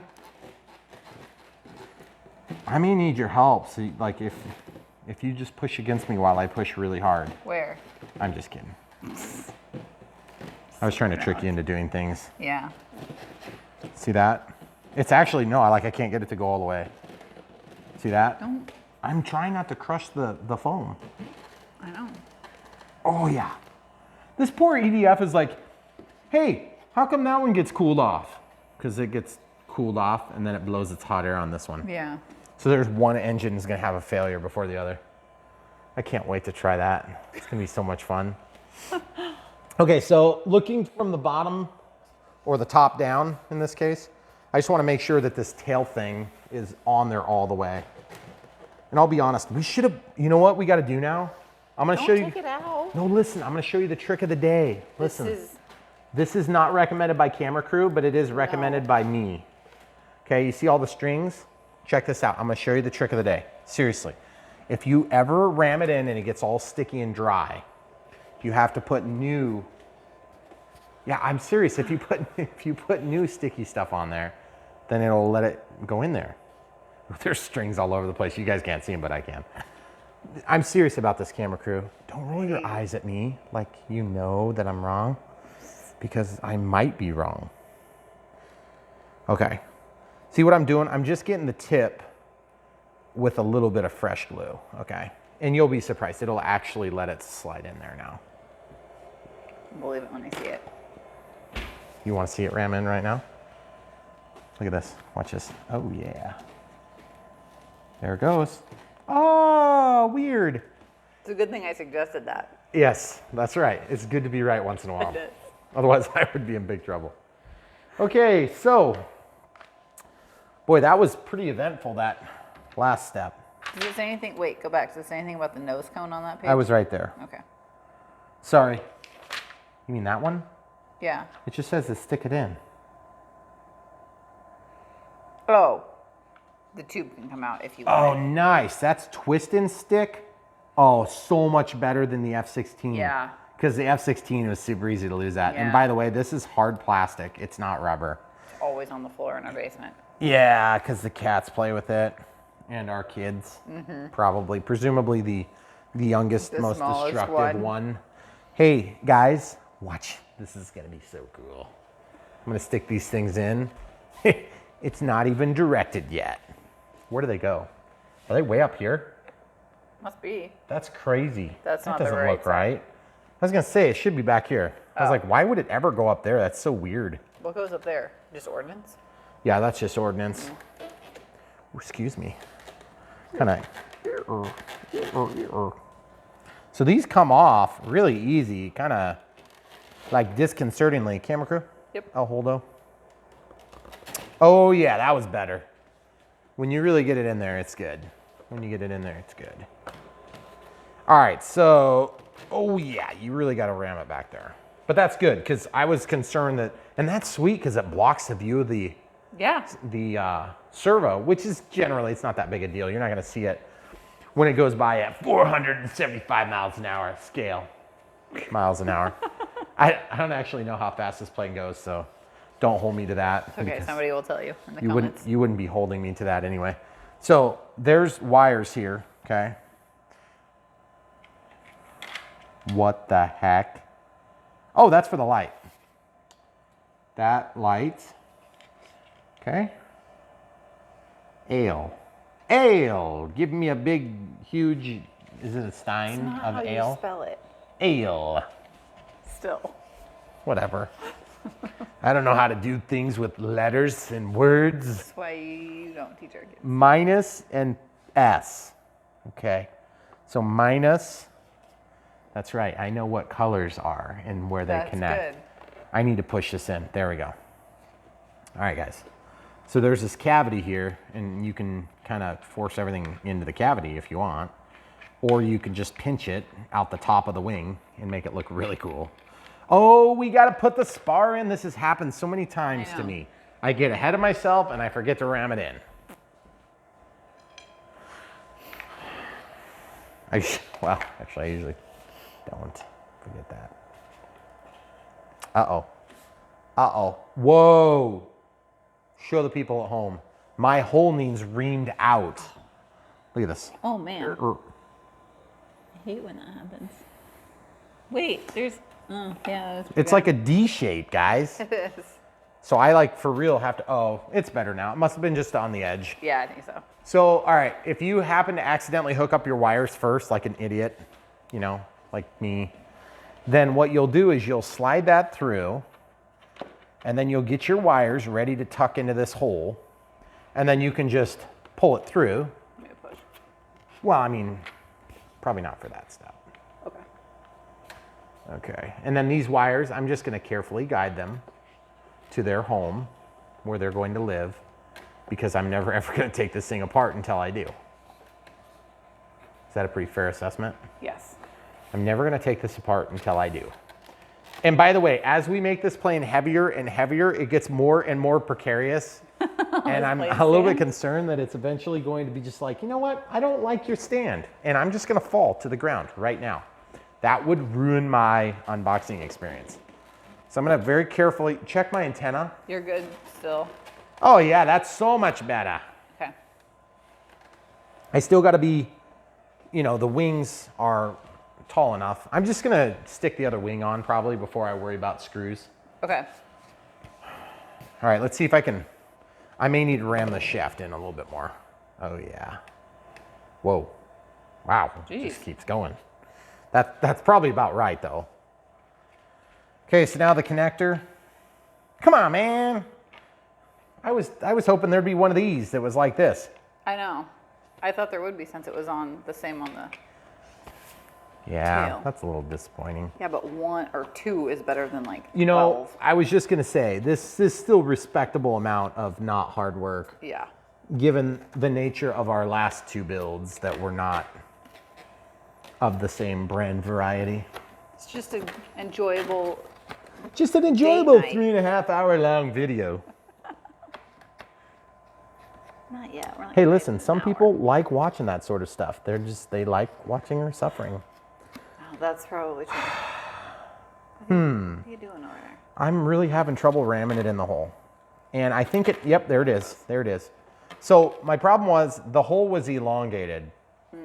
Instead of being this, it was like boop, just a little bit, because the foam had collapsed it just a little bit on the tip. Because that foam, all that hard work. Hold that wing, please, camera crew. In this position? Yeah. Okay. Whoa, jeez. Jeez. Okay, I'm gonna screw that side in first. Yeah. Evidently, you have to screw the one side before you ram in the other side. Otherwise, everybody starts fighting over it. It's like fully functional wingerons. That thing would be super maneuverable. I don't think it would look very scale.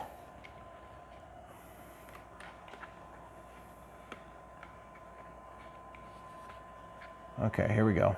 You might need to go over there and just make sure that wing doesn't fall off on me there. Okay. Yeah. Okay. I'm gonna have to push up against that. Okay, so we're in. Sorry guys, that was a good old Brian Phillips gaffe there. I apologize. I promise to refund your money for what you paid to watch the video, except that you may have actually paid, so I can't do that anymore. My lawyer has suggested that I refrain from that commentary. So if you paid for YouTube, what is it, YouTube Red? Oh yeah, you do pay for Yeah, it. technically some people pay. to avoid watching the incredible ads that are really good. You should watch the ads. There's some good stuff No, on there. we can't tell them to watch them. We just have to subtly suggest that they watch them repeatedly. Ah. My holes aren't lined up. This is kind of frustrating. You know you want to go in there. I think you gotta push it. I need you to hold the fuse and push hard right here. Okay, I'm gonna push fairly hard. Sometimes you really gotta ram it in there. Okay, this one is going, so just keep doing what you're doing. Okay. Make sure you're pushing against plastic if you can. I am. Okay, I gotta kind of push forward, so don't let it come off the counter. Okay. Don't tell me if you're gonna let, or tell me if you're gonna let go of it. I need to let go, and I need to push from right here, okay? Okay. Yep. Are you good? Yep. Yes, There it goes. we are victorious. So you just need 4 hands for this stuff. Listen, if you got a plane like this, you clearly have a wonderful, loving wife. Yes, that's true. Most definitely. That's willing to spend hours and hours helping you install it. Or some other situation. Christmas is coming. That's true. It is coming. And if you haven't bought one of these for yourself and had it shipped, then you may be apologizing close to Christmas, and that could cause all sorts of grief. So I would get it ordered from the link below in the video description right away. Okay, so this one says minus to the rear, which is opposite of that one. I don't really think that was weird. That was a little weird, I thought too. You think they would have kind of made them the same. That's okay. I mean, not a really big deal. Ooh, ooh, ooh, yes. So good. Guys, I gotta say, this plane is big and It is. complicated, and that was easy. Yeah. That was easy. We're only at 47 minutes of unboxing. That's of like build time. That includes screwing around for multiple minutes on Yeah. batteries. Yes. So you could have this thing assembled in less than a half an hour. You Easy. could get home at 3:30. You could open your battery, get it hooked up and charge it whilst preparing to unbox and build your plane. And then you could fly by 4 o'clock-ish. And you know, if you're where we are, that's about when the sun is starting to go down. Yeah. I need you to push right here across the largest surface you can control so you don't crush, okay? Okay. Yeah. Ready? I gotta push hard. Okay. Okay, it's going in. So let me get all the way there. Okay, so that's tight. You can let go. Okay. Oh, that is so cool. I gotta hold this thing. I gotta hold it. It's so cute. I don't know where to pick you up. You're so huge. I know. Such a huge giant baby. Oh, that is gorgeous. Oh my You kind of goodness. have to hug it. So nice. Welcome to the world. Such a big day for you. Wow, that is awesome That- and huge. It's gonna take up my whole dining room table. It's gonna be awesome though. It's not that big.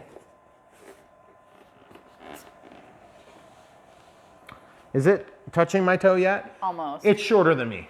But not by much. It's probably not shorter than me. Well, good thing you don't know about the plane they just released today. Because it's 109 inches long. I have no idea. I can't do that kind of math. Are you kidding? It's huge. It's huge, and believe me, I'm pretty sure they're not going to be sending me one. Unless they want to, and then I'll take it. Yeah, okay, so that was good, guys. So we got it built now. So now that it's built, does that mean we're ready to... Should I have all the ordnance on there? Otherwise, we're going to have to get a outbuilding for storage. No kidding. I kind of feel like you should put them on as part of the build. And we got to mark the CG too. Yeah. Yeah, that's true, I guess. Well... Because you're going to fly it for the Maiden with the ordnance, right? I don't know. You just said you liked them. This thing is so heavy. Oh my goodness, that's scary. Oh, don't you start beeping on me. Hey, Yeah. camera crew, move that stand back so it's on the edge of the counter. Okay, there we go. Man, this thing is like the exact dimension to barely make it. All right, so missiles, it looks like the smallest ones go on the end. So I'm assuming this one goes over here. All these, yeah, it says L. Remember L as in from the pilot's perspective. Sweet, you can still see the LED. See? Very good. I canceled the beeping obnoxiousness there. Oh, okay. Okay, this one says R. Now, note to self, when flying tricycle equipped airplanes and when landing, sometimes they have a propensity to do this because the mains are down on the ground and the nose gear is way out here, or actually in more than you would expect, and it tricycles like this, just like a kid would fall on a tricycle. These things are nice for sacrificial damage protection. My F-18 has been damaged several times on there. And yeah, that goes in there perfectly. Nice. Looks like at one point, it's kind of cool. It's almost like they had this as an aileron at one point, but not actually. All right, so these ones are the next ones in, it looks like, and they are the same on left and right. That's kind of cool. There's a gap there. I wonder if that's a scale feature or just kind of the way it worked out sort of thing. Get in there. You know you want to do it. Oh yeah, that's awesome. So far, so good. Cool. They do look good. Excuse me. Man, that was... Get in there. There we go. Okay, I really like the way it looks now. I feel like there's going to be a certain point where it's like overkill. And these are all the same. I kind of like them on the wings, and I kind of not sure if I like them here necessarily. I'd actually like to see drop tanks there, but I'm not sure what type of ordnance they put in what positions on this plane in real life. So you're right, though. We're going to put it all on, and then it's going to stand on its own 3 feet. Good.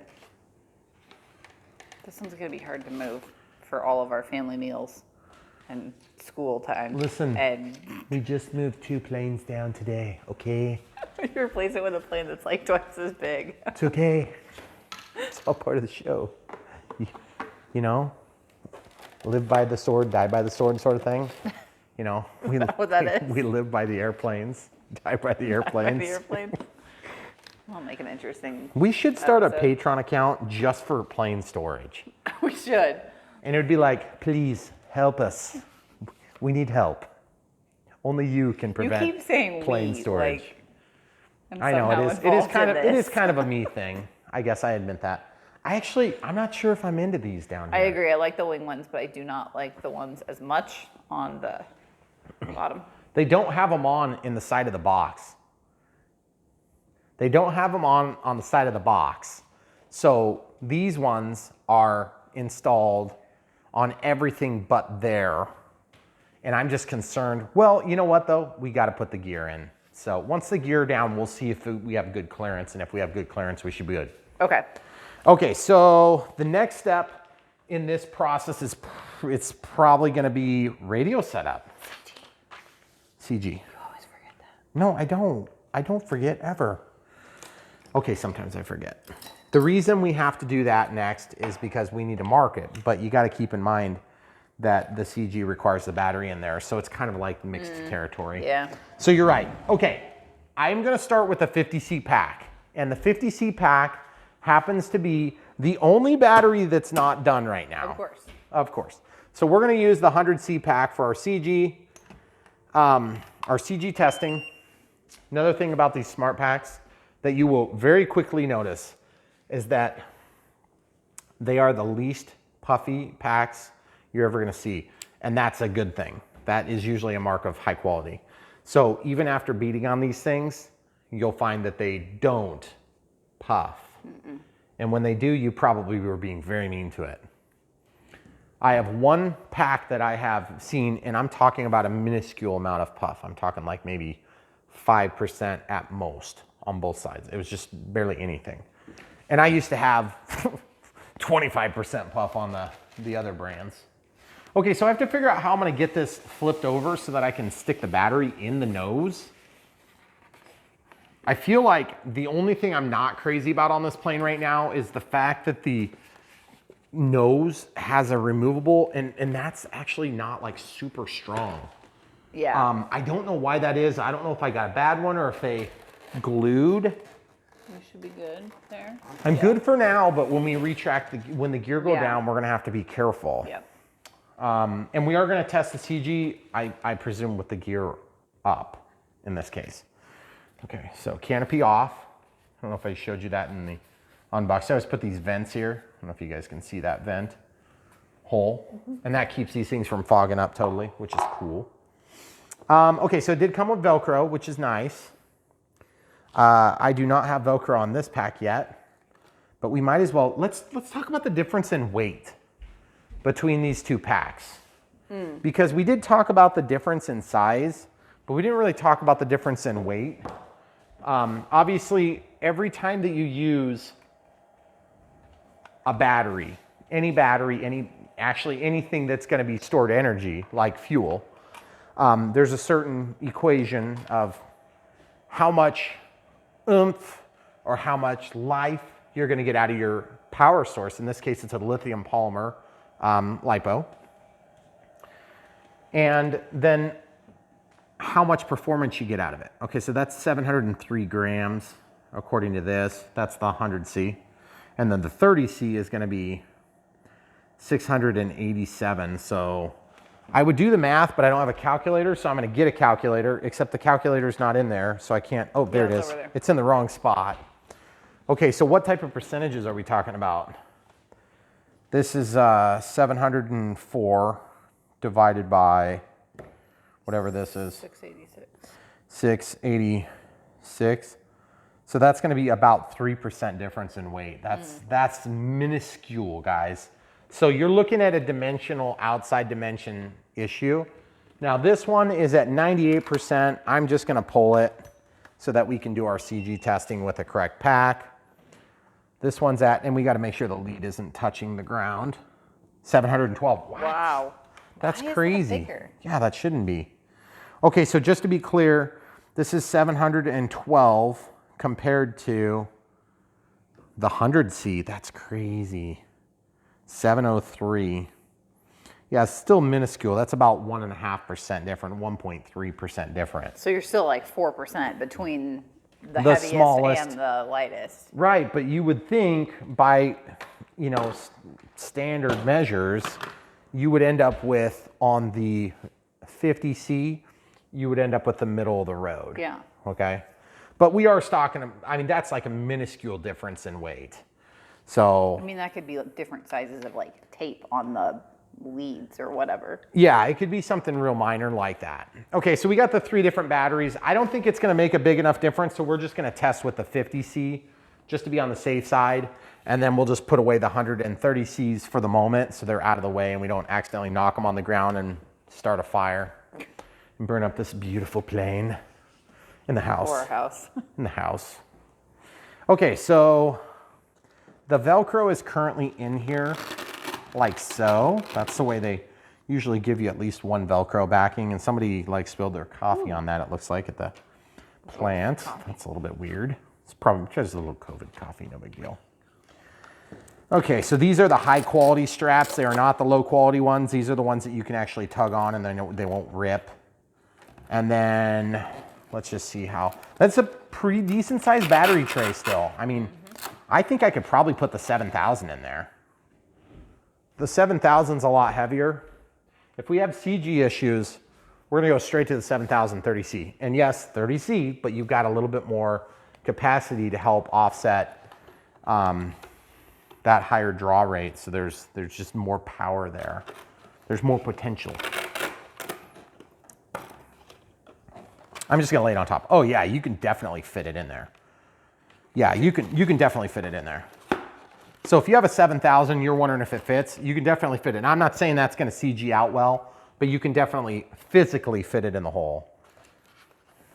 Okay. And by the way, I don't know if I've ever mentioned this on screen. I think I have numerous times, but it's possible I've forgotten. I hate putting batteries in jets. It's probably one of my least favorite things to do in model airplane aviation. because batteries and jets are just especially difficult because they're always kind of in weird spots. And okay, so this is flat like that. It's flatter. Okay, so I'm just seeing if I can slide it along. See the problem I have? I always have the same problems. Okay, then you can pull that. Ooh, that was pretty easy. That was good. Oh, they're opposite one another. That was smart. Oh, yeah. Probably accidental too. Okay, so you see that's the other problem you run into. Sometimes these things get glued when they glue down the battery tray. And so as a result, it's really hard to slide them. See, like I need to pull this up. See, but it's glued. So I can't do that. So you're gonna always have to slip this over and then push it down the side, and then good luck getting that thing undone. Because once it's down there, it's gonna be Velcroed in. And that is really strong Velcro, by the way. Okay, so just to make things easy on me, I'm gonna push it all the way back with the leads running into the phone. Okay, so I know that it's up against the bulkhead, if you will, or right in front of where the landing gear go. I'm not gonna actually plug this in. I'm just gonna lay this down flat, approximately where it would go. That's a significant amount of wire, so you wanna simulate where it's gonna be when it's plugged in. And then I'm just looking, looks like we're gonna have no problems with the plugs fitting. So I actually have to rotate that around and make it like a loop. So it's like this. And that way it's gonna be flat because it's only one thick. Goes on, no problem. That's awesome. Yeah. Smart packs are a little bit smaller than some of the competitive brands in terms of outside dimension. That's very important and helpful, okay? If I didn't mention it, the 7000 does fit, but this is a 30C. It could be a bit of an issue. All right, so we need to check the CG. The CG is supposed to be 115 to 150. Good lordy, Lord, that's a big range. So we're gonna get the world's most classy and beautiful calipers. Those were expensive. These were probably $3.99 on sale in China. I was gonna say, there's no way we paid $3.99 for this. No. Okay, so that's 115 to 150. At least they didn't do their stupid normal 3.5. Yeah, plus or minus 27. Like, why not just make the range that? Okay, so 115. So 115, goodness gracious. So there's 100, and then there's 10, and then there's 15. So right, 1, 2, 3, 4, 5, 6, 7, 100, 10, 15, okay. And where is that from? Obviously from the leading edge, but there's like a little, like right here where it goes back, and then the wing goes back. So we're looking for that spot right there, guys. Did you catch that from my descriptor? Yeah, that was a great drawing. Hey, listen, it was probably the worst drawing I've ever made in my life. It probably was. I immediately regretted doing it. Okay, so, all right, Horizon, I got a question for you. Horizon and other brands. If you're gonna mold these planes and you've got these beautiful detailed lines in here, is it just because like you don't know where the CG is when the molding goes in and you're kind of experimenting with it, and then when you print the manual, it's kind of later on? Or is there a possibility at some point in the future we could have a molded CG mark like we get on the $100 planes from China? I mean, I'm not trying to complain because this is an awesome plane. It would be awesome if that was something that came with the plane. Okay, then we need to go to 150. We're almost off the rails here. Look at this. Yeah. Look at this. 150, right? Bigger planes. Is it 150? 150. When you get bigger, they start measuring differently. That is a humongo range. Are you freaking kidding me? So that's where the CG starts and that's where the CG ends? Yeah, that's kind of weird. Yeah, I'm not sure if I'm buying that. That's a big range. That's crazy. Well, whatever. If it crashes, it's going to be a huge bummer and I'll cry. This plane is beautiful, guys. Still kind of waiting for my favorite. Oh, the other one I said you could get when we moved here? So when we moved to the country, my wife said that I was allowed to get, at the time would have been the Carbon Z Cub was one. And I got that eventually. Took a long time, but I did get it. Oh, It was 5 it was months. it was probably like the 17th plane I got here. And then the other plane that she promised me was the F-14, the free wing F-14. And you probably haven't noticed, but I have the batteries to fly that now, just so you know. I think you've told me that multiple times. But this other interesting thing has happened since that moment. What the heck? Okay, so there's 150 millimeters, right? Yeah. Also known as 15 centimeters. Yeah. Okay. Look what's happening. When I measure from that point, see how close we are to the molding? I'm trying to make it so it's like really specifically the same, but it looks like that's back just a hair further. I don't know if I measured wrong or if there's just a difference in the way that the molding was put together. I'm kind of guessing the latter. Possible. Because let's measure again. See how I've got this down instead of being flat? We're super, whatever. There's a huge range. There's a huge don't range. I think it's mean, gonna matter. goodness gracious, the range is, in terms of inches, for those of you who use the antiquated imperial system like me, we've got 1 3/4 inches, you know, difference. That's, I mean, I hope that's not the difference between crashy and flyy. I know. Let's put that awesome tool away. What else has happened since we moved here? Oh, we got a few other planes. Yeah. What happened? So that's why we maybe haven't settled on that one yet.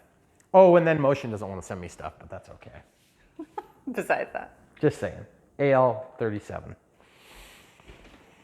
All right, so I'm gonna poke through this. Oh, I'm into the hard plastic there. That's hard plastic. I can't just poke it. Oh, I could poke out into the foam over here, yeah. but if I'm into hard plastic there, excuse me, sorry guys. I think what I'm gonna do is, I wonder if it makes sense to just use the drill or if I should just use a hot tip. How about we just don't make a divot? I like making divots. It makes it a lot easier to do this step. The only thing with not making a divot is you kind of have to, like, this is not an easy plane to just flip over and know where your finger lands. I was just thinking about the same thing. I'm like, you're not gonna know where your finger is. Try it, I guess. Okay, so I'm just gonna try this. You're gonna have to go out in the living room though, because it's so huge. Okay, I'm trying to like line this up center-ish. When you get into the bigger planes, you gotta get creative. Like they make stands for this. It feels like it's tail heavy right now, according to the center of the CG range. Okay. So now I need to land this somehow on the bottom. Goodness gracious, this plane is so pretty. Oh, let's It show them is the really clasp. pretty. I haven't talked about the clasp. There is an antenna with an integral release. Awesome. Really well done. And look, plastic. So the release is hitting plastic. Therefore, when you put this on, Yep. awesome. That's nice. Really good touch. Okay. If it's tail heavy in its current configuration, then that means I need to slide this forward. I mean, I'm not saying it's like really tail heavy. I'm just saying it's enough that See, that's that gonna makes be a me nervous. Because yeah, I'm gonna end up dropping the plane I because know. this thing is gonna come off of there. I wonder if I just need to pull this tape. Normally I leave it, but I just feel like that tape is just stuck out just enough that it's causing the magnets to be really weak. Normally the tape is more flat. I wonder if that, you know, I was saying I thought it may be a bunk. That actually feels a little bit better. Well, if the magnets come out. 'Cause the Like tape's somebody, gone. the jig was screwed up or something when that happened. Okay, so we've got this mostly tight. I moved it forward pretty close to an inch. Okay. Beautiful. By the way, you may have noticed that we're using a different scale to measure the weight of the batteries. Funny You gonna story admit to that happened. on camera. Somebody who will remain unmentioned Right. actually screwed up his wife's scale, and he works on scales for a living. Okay, so I'm just at the back of the CG range, basically. I'm right at the back of the CG range. Gosh, this is... Awkward. Is it touching your arm? I think we're okay. I think we're right where we need to be. So honestly, I think we could probably put that battery in there wherever we want and we'd be okay in terms of getting the job done. Right. So the next step is to obviously go ahead and get radio setup done. I think we're gonna do the radio setup with the prescribed battery. And then what we're gonna do is we'll probably retest it for CG with the gear down. I just don't wanna have a drastic CG shift because I think these gear all come down this way.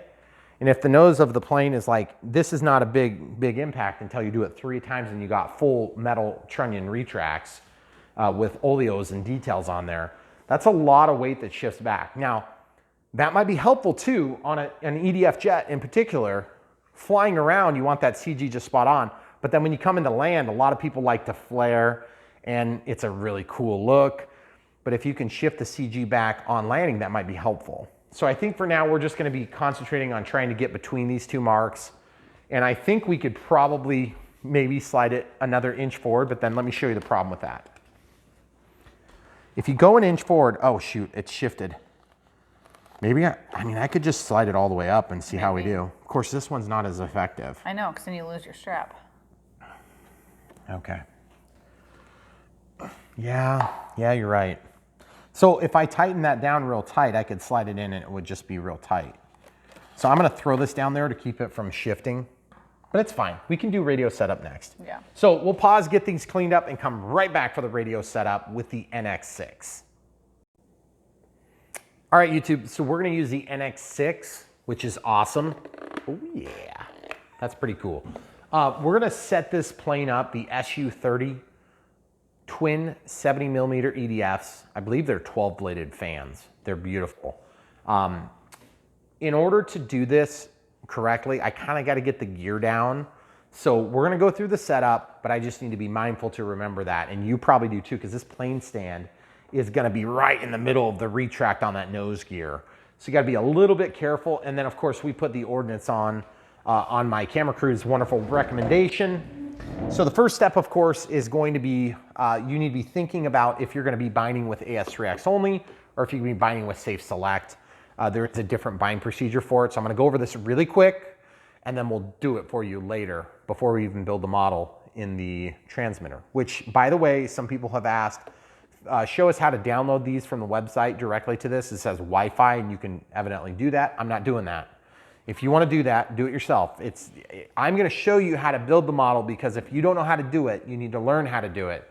And then you can self-soothe later when you want to make adjustments. But the hardest part of this process is learning how to do this step.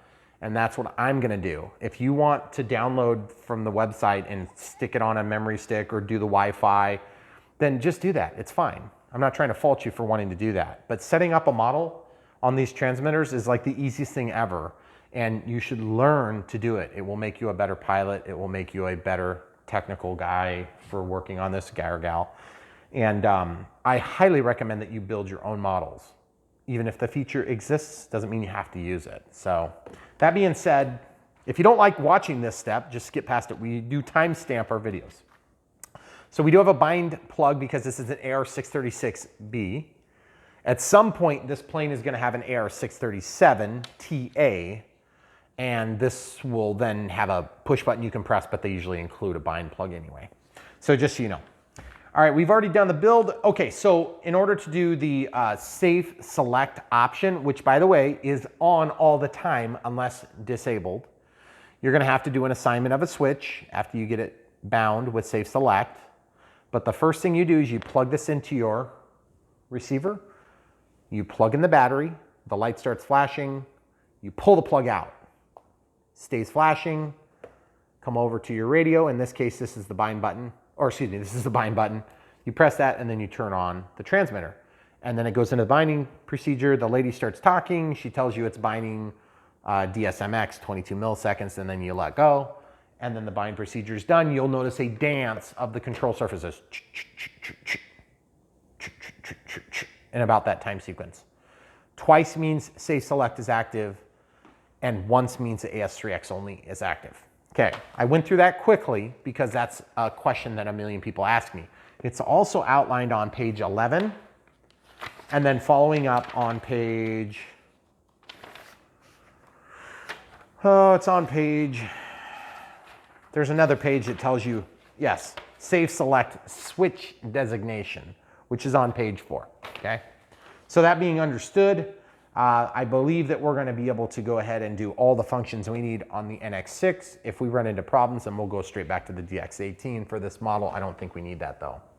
So this is actually a 7-channel radio, so don't be freaked out. I really wish Horizon would have just called it the NX7. I think it would have been better for everybody that needs to use this, because you can bind with retracts and flaps, and you can control separately save select without having to give up independent control of flaps or retracts, okay? That's the important detail.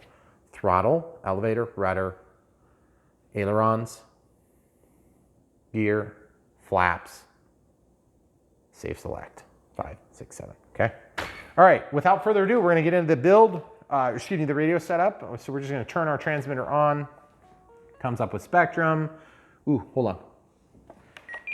I don't know what order these things are gonna release, so I'm just gonna go to system setup, disconnect, model select, and I'm gonna add a new model. I'm gonna create it, okay? So at this point you can show.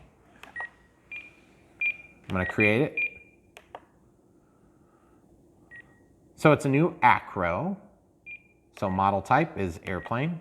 Data will be reset. You don't have to do that when you create a new model. It does that automatically. Are you getting glares in a certain spot? Nope, not right here. I'm not. So then we're gonna go into model name. Yes, it's annoying. Oh, look, number 2. Okay, so let me back out. I'm just gonna pull the screen away for a second. We'll just look at the counter. I have sort of this interesting thing going on in my system where I go to model select. I'm actually on number 3, but whatever. That's just really annoying. So it's technically model 3. But what happened is I had to recreate the first model because of a bug, which is going to be fixed. And now every time it creates a model, it's going from that counter instead of the counter that I should be on right now. Okay. So whatever, not a big deal. I'm going to go back to model name. I'm going to change 2 to a 3. Okay. And then what you do is you can scroll left and right with the cursor.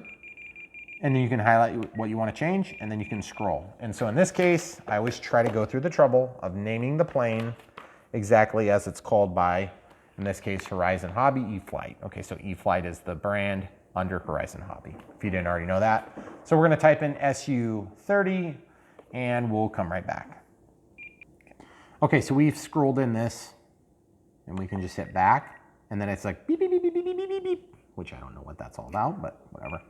So then we'll go back to the page of the book, that's page 4.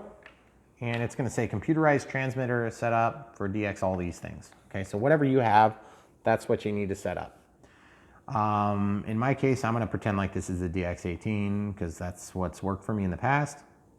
So system setup, new airplane. Okay, we need 1 aileron, 1 flap for the wing type. So it says aircraft type here. Normal, 1 aileron, 1 flap. But Brian, there's 2 flaps. It's 1 channel is controlling the flaps. In this case, the flaps aren't flaps at all. It's this air brake, which is pretty cool. Oh. And then if you wanted to redo the transmitter, you could set up flaperons and you could set up that, but I'm not doing that. That's crazy. That's crazy. I'm not doing that. Okay, so then I'm gonna go next. I'm gonna change the picture to something that's more suitable. That's probably as close as we're gonna get, I bet. Kind of depends. These are still the same standard icons. Ooh, that'd be good for one we did the other day, except we didn't put our NX6. Yeah, right. Oh, there's an A10. I didn't know that was in there. They added that. Ooh, cool. Oh, that's weird. That was twice I saw that. Whoa. Whoa, I like that. That must mean that's coming. You can make it blank too, if you really want to be mysterious. Okay, so probably the closest would be, what the heck was that? What's that? What is that thing? Is that a quad? I don't know. It's like a quad, I think. Looks like it's got a gimbal on it or something. Okay, we're gonna do this. And basically later on it talks about flaps and things like that, but that's all in the main menu. Okay, so to go back to the function list, we'll hit back.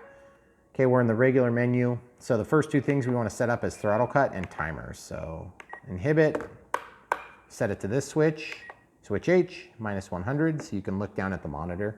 You can see that it's not moving. And when it's off, you can see that it is moving, okay? So that's what we want. So we're in good shape there. We can go back. Then we can go down to timer, and we can set the timer to 1 out, active, and anything over 25% on the throttle stick, boop, it's gonna start. And then we can set this to 3.5 minutes.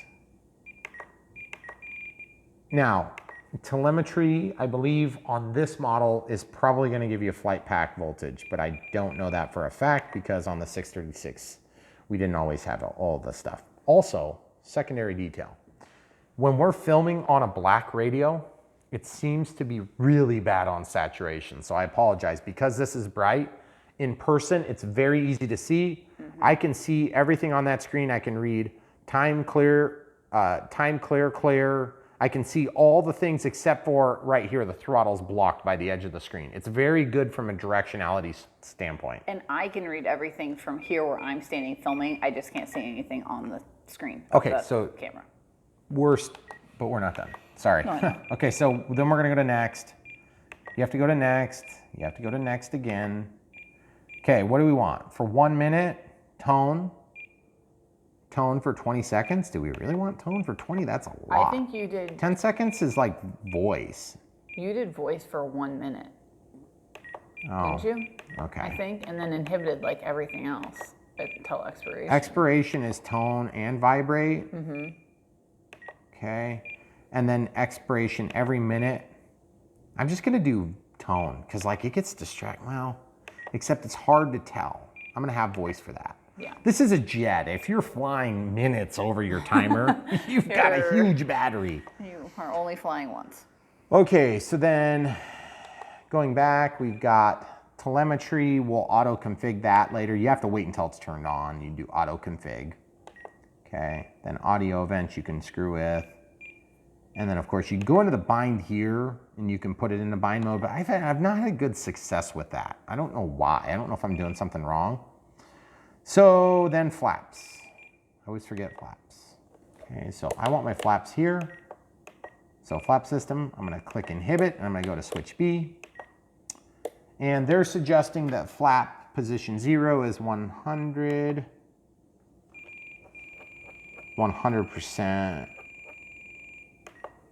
And then position 2 is minus 100. Okay. And they, again, have not showed us an elevator correction, similar to the last plane we did. And to be honest, we needed it bad. So I'm not sure why there's not anything there. Okay, so when we move this switch, you'll notice that auxiliary 2 also moves. See that? Mm-hmm. So we can change that here in a minute. Yeah, I already know what it's gonna need to do. So why don't we just leave it where it is and we'll do it in the normal order. Okay. No, we'll go back. We'll go back to system setup. System setup, disconnect the RF, light goes off. Then we're gonna go into channel assign and let's go to next. And you see how auxiliary 1 is set to flap? Auxiliary 2 is set to B.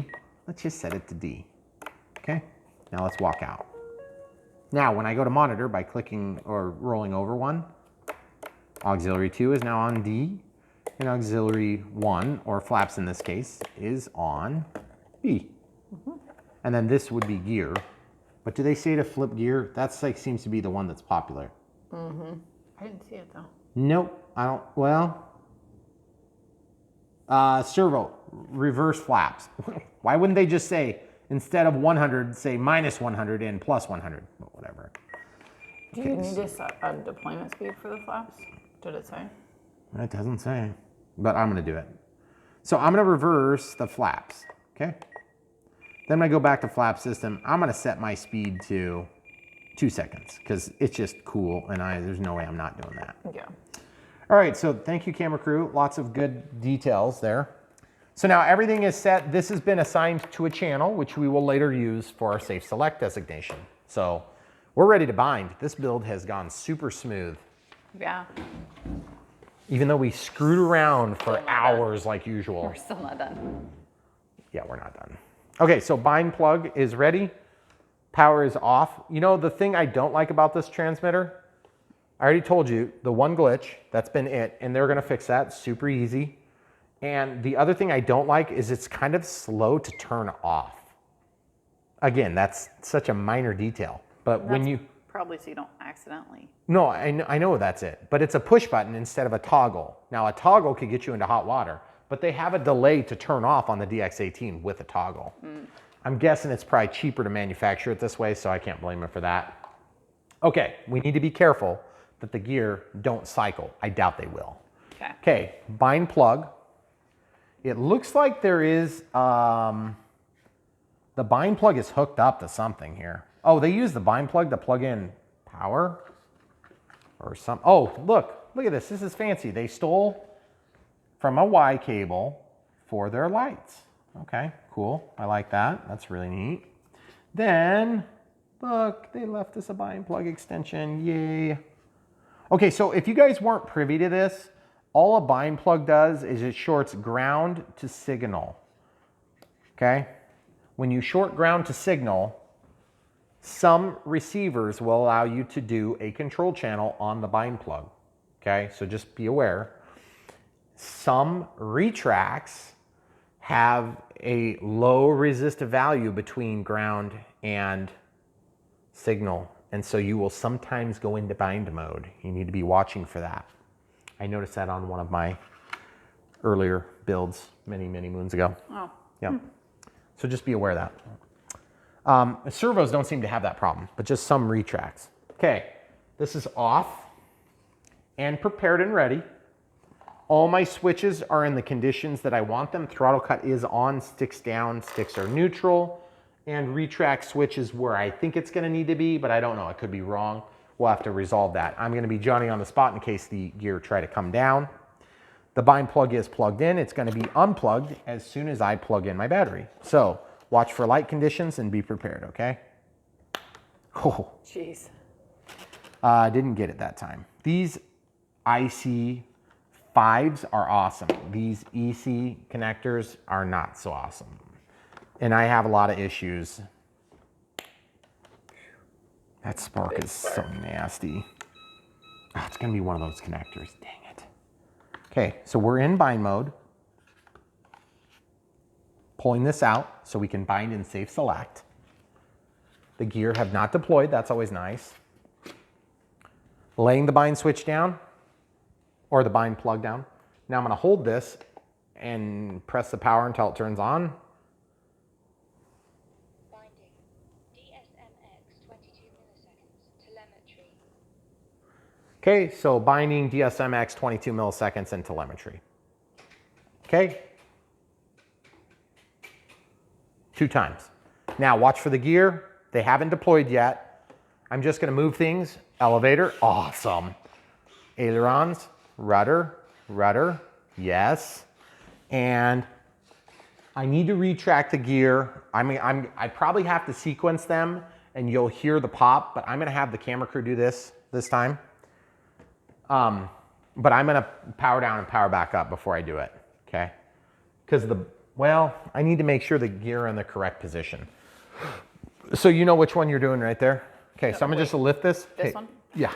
Okay, go ahead and sequence them. Awesome.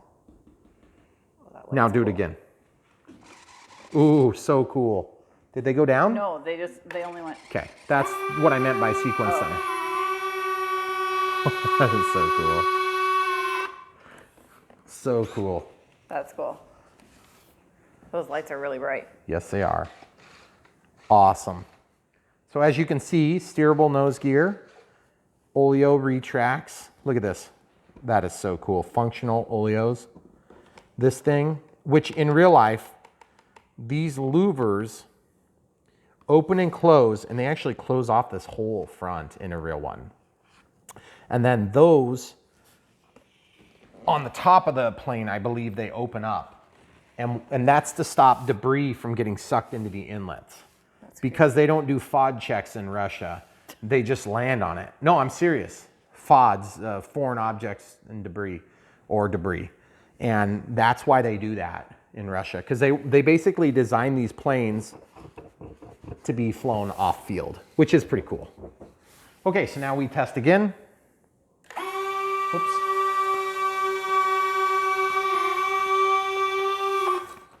So gorgeous. This is a little bit sloppy. I'm not real excited about that. I think it might catch some air. Let's take a look at it.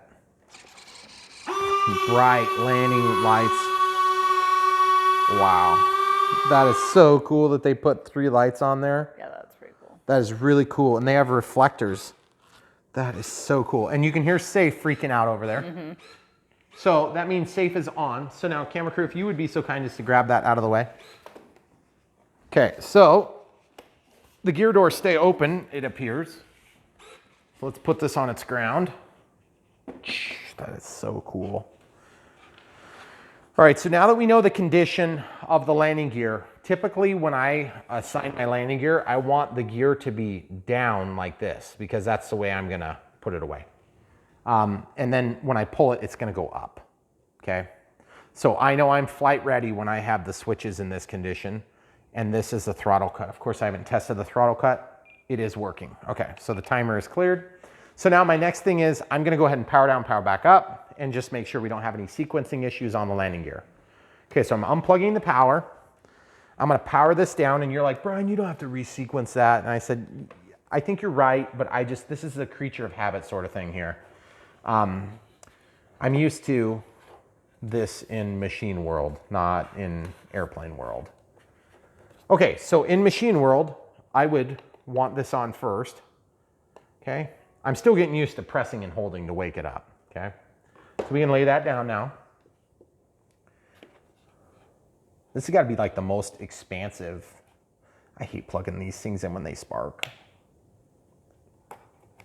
Yeah, that was easy though. We had a lot of problems with that on our, was it the F-18? I can't remember which one it was, but it's just really hard to plug in. Yeah, one of them recently was. I think it's the F-18. Just. But if they'd use an avian receiver, you would have an IC5 connector, and I think that eventually Horizon would like to do that on all of their big planes like this. Oh, that looks so gorgeous. Oh, I'm loving the way that the lights move as you turn the rudder. That is so cool. Okay, so you haven't seen the flaps yet? Oh. Oh, that is so cool. Oh, you know why there's not a deployment speed? Okay, so let's go back to flap system. It's not actually flaps. Okay, so look guys. You want that to be fast acting. Okay, so go back to normal. That's because that's essentially a retract, okay? Because it's a retract. Wow. So it goes all the way or nothing. Wow. That's why there's only 2 positions then. Yep, and that is a retract mechanism that's doing that. So it's either on or off. Break it.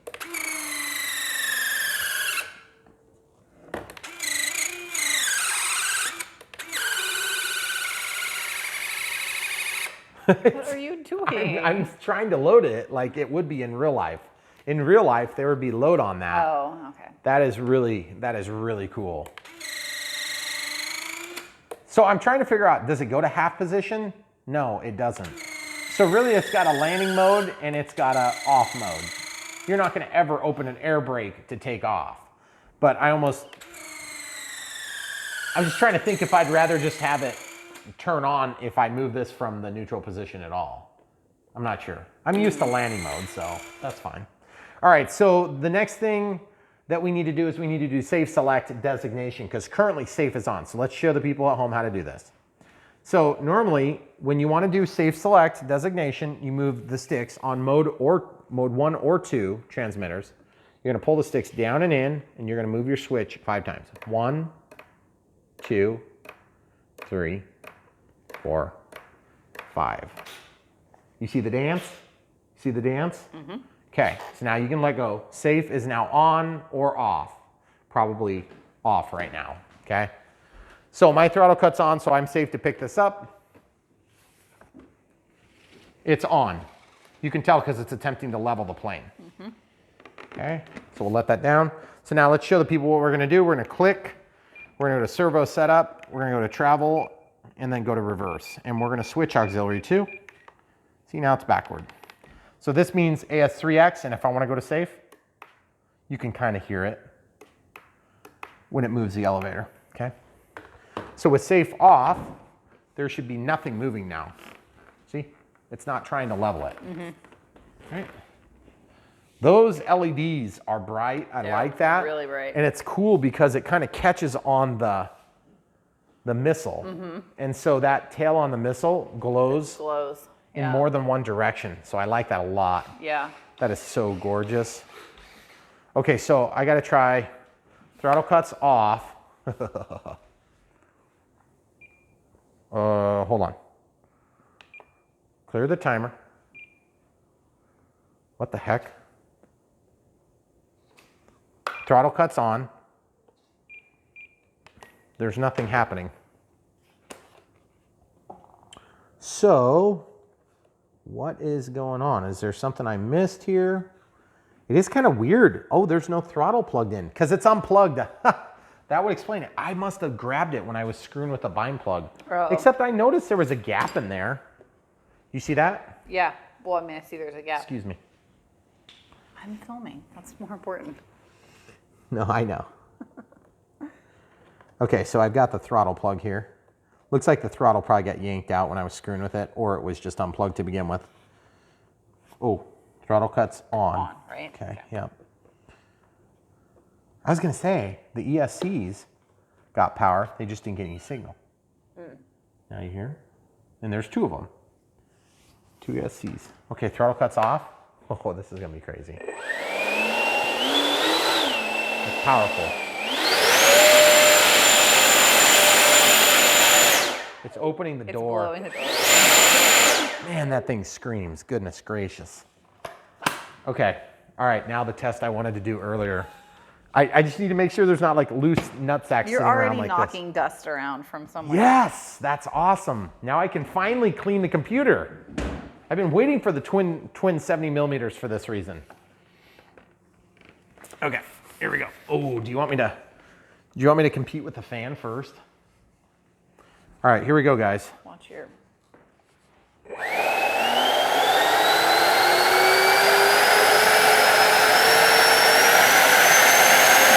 Stop the fan! It's going the other way, and I was only at like 60% throttle. That's a big fan. It's 82 inches. So, or I think it's 72. 72 inches. Now it's going to go into like I'm confused mode. It already is a freak. It's of a always fan. confused. It's like, what just happened? Is it a hurricane? I'm in hurricane defense mode now. Okay, so I'm gonna try to fly it. I'm gonna try to pivot it, okay? Half throttle. Yeah. This is gonna be so sweet.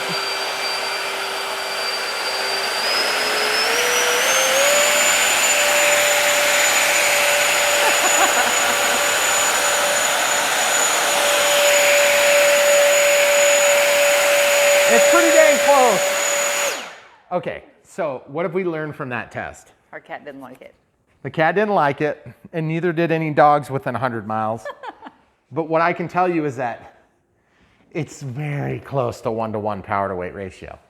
And if you don't know what I'm talking about, basically if the plane will hold itself up, its own weight, then you would have a 1-to-1 power to weight ratio. Now, what is so special about that, throttle cuts on and tested, is if you have the A10, you can basically balance it on your fingertip because it's got so much power. So this one's just a little bit behind that, but that's okay because that thing is crazy fast and way powerful.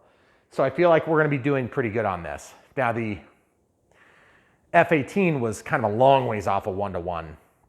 So that's with the 50C pack. Let's check and see if we've puffed it all. Oh, and let's look at the telemetry real quick.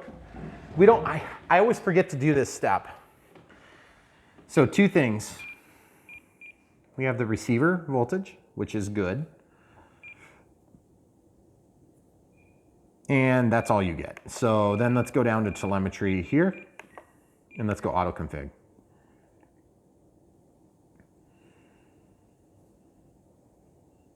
So we've got all sorts of stuff supposedly. Now let's see if any of it works. Yeah, see, none of it's actually gonna, you can see the AS3X gains. Okay. When you go to safe, it changes the gains on that, okay? Okay, so that's not unsurprising.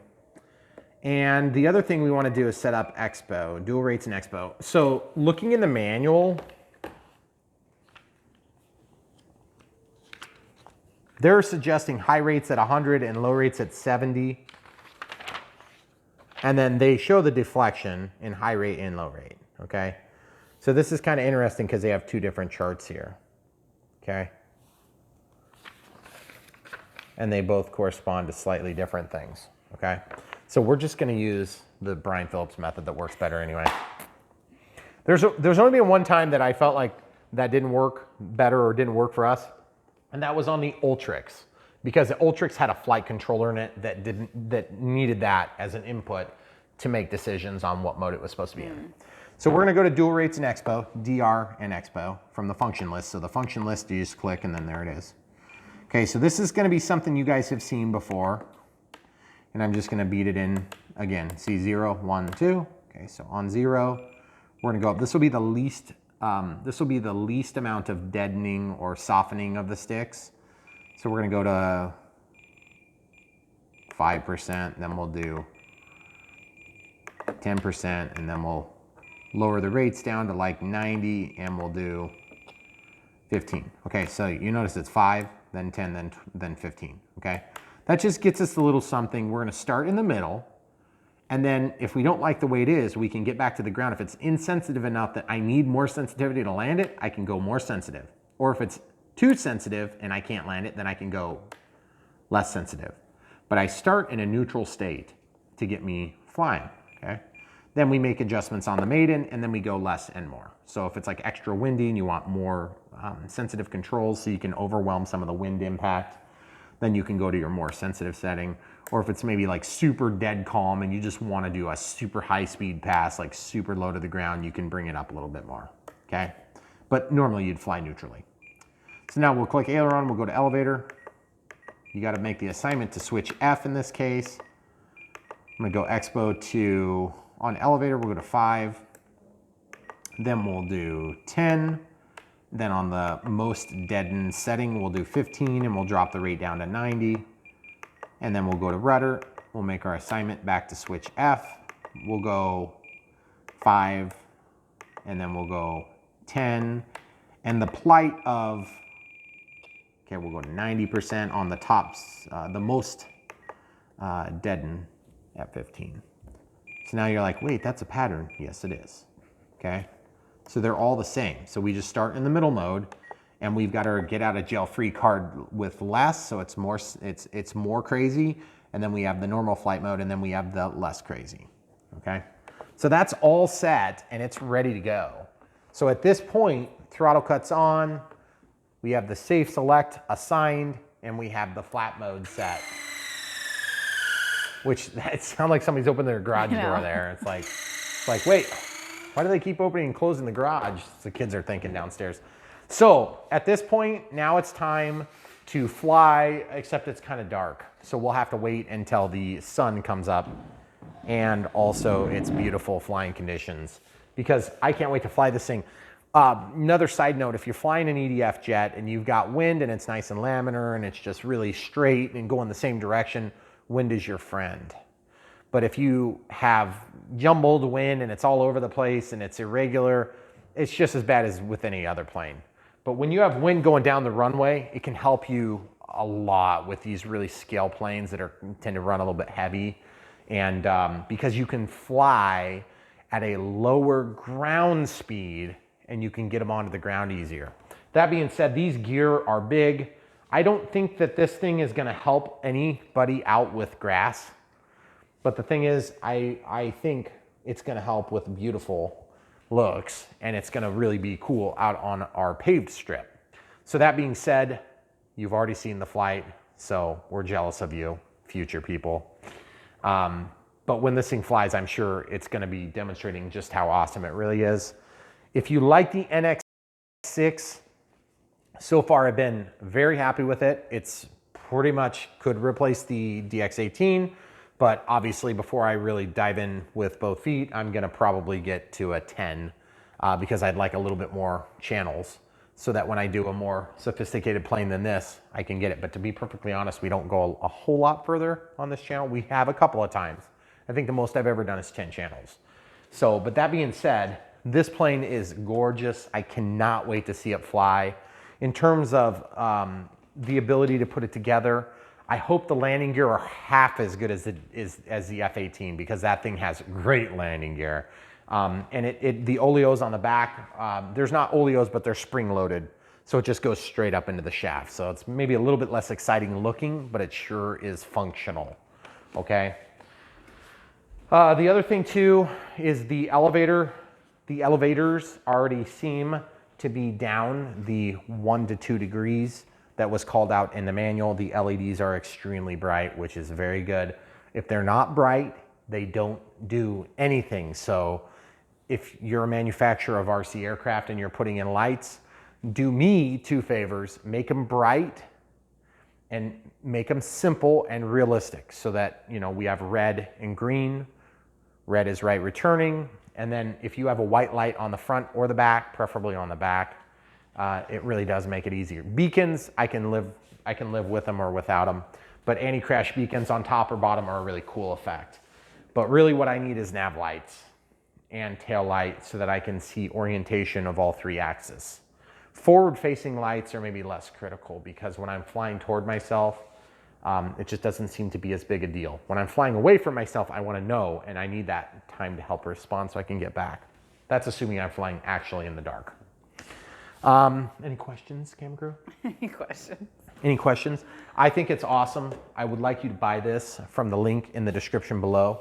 It is gorgeous. I would hold it up for you, but it's just kind of like awkward and huge. Yeah. So if you haven't already got this plane or this radio system and you're thinking about it, the #1 way you can help us on this channel is like, subscribe, and watch the videos. And the secondary way, which is probably almost equivalent, would be if you like what you see here and you want us to keep doing it, then buy stuff like this when you buy it from the links. When you buy this, you're buying it from Horizon Hobby.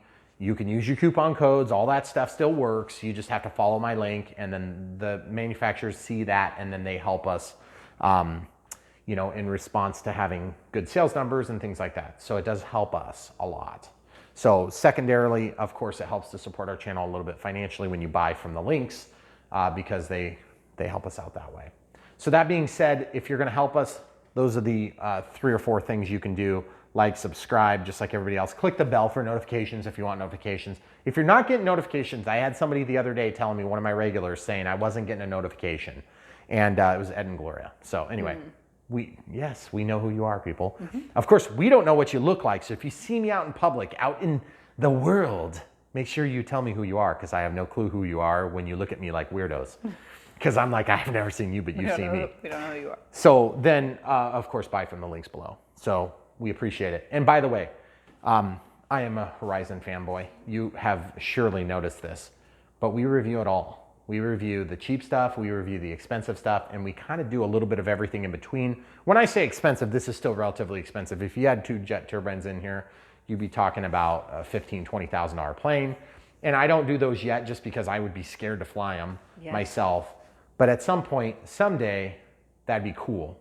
But right now, we're reviewing the stuff that people buy and fly because I'm just a regular guy that does this for extra fun. And we also like to bring it to YouTube because for whatever reason, my camera crew turned out to be a really good camera person. And so because of that, we have that edge. And then we got fortunate with a couple of videos that got some traction that others haven't. So we're gonna capitalize on it. But without you, we wouldn't have a channel. So thanks. Come back for more.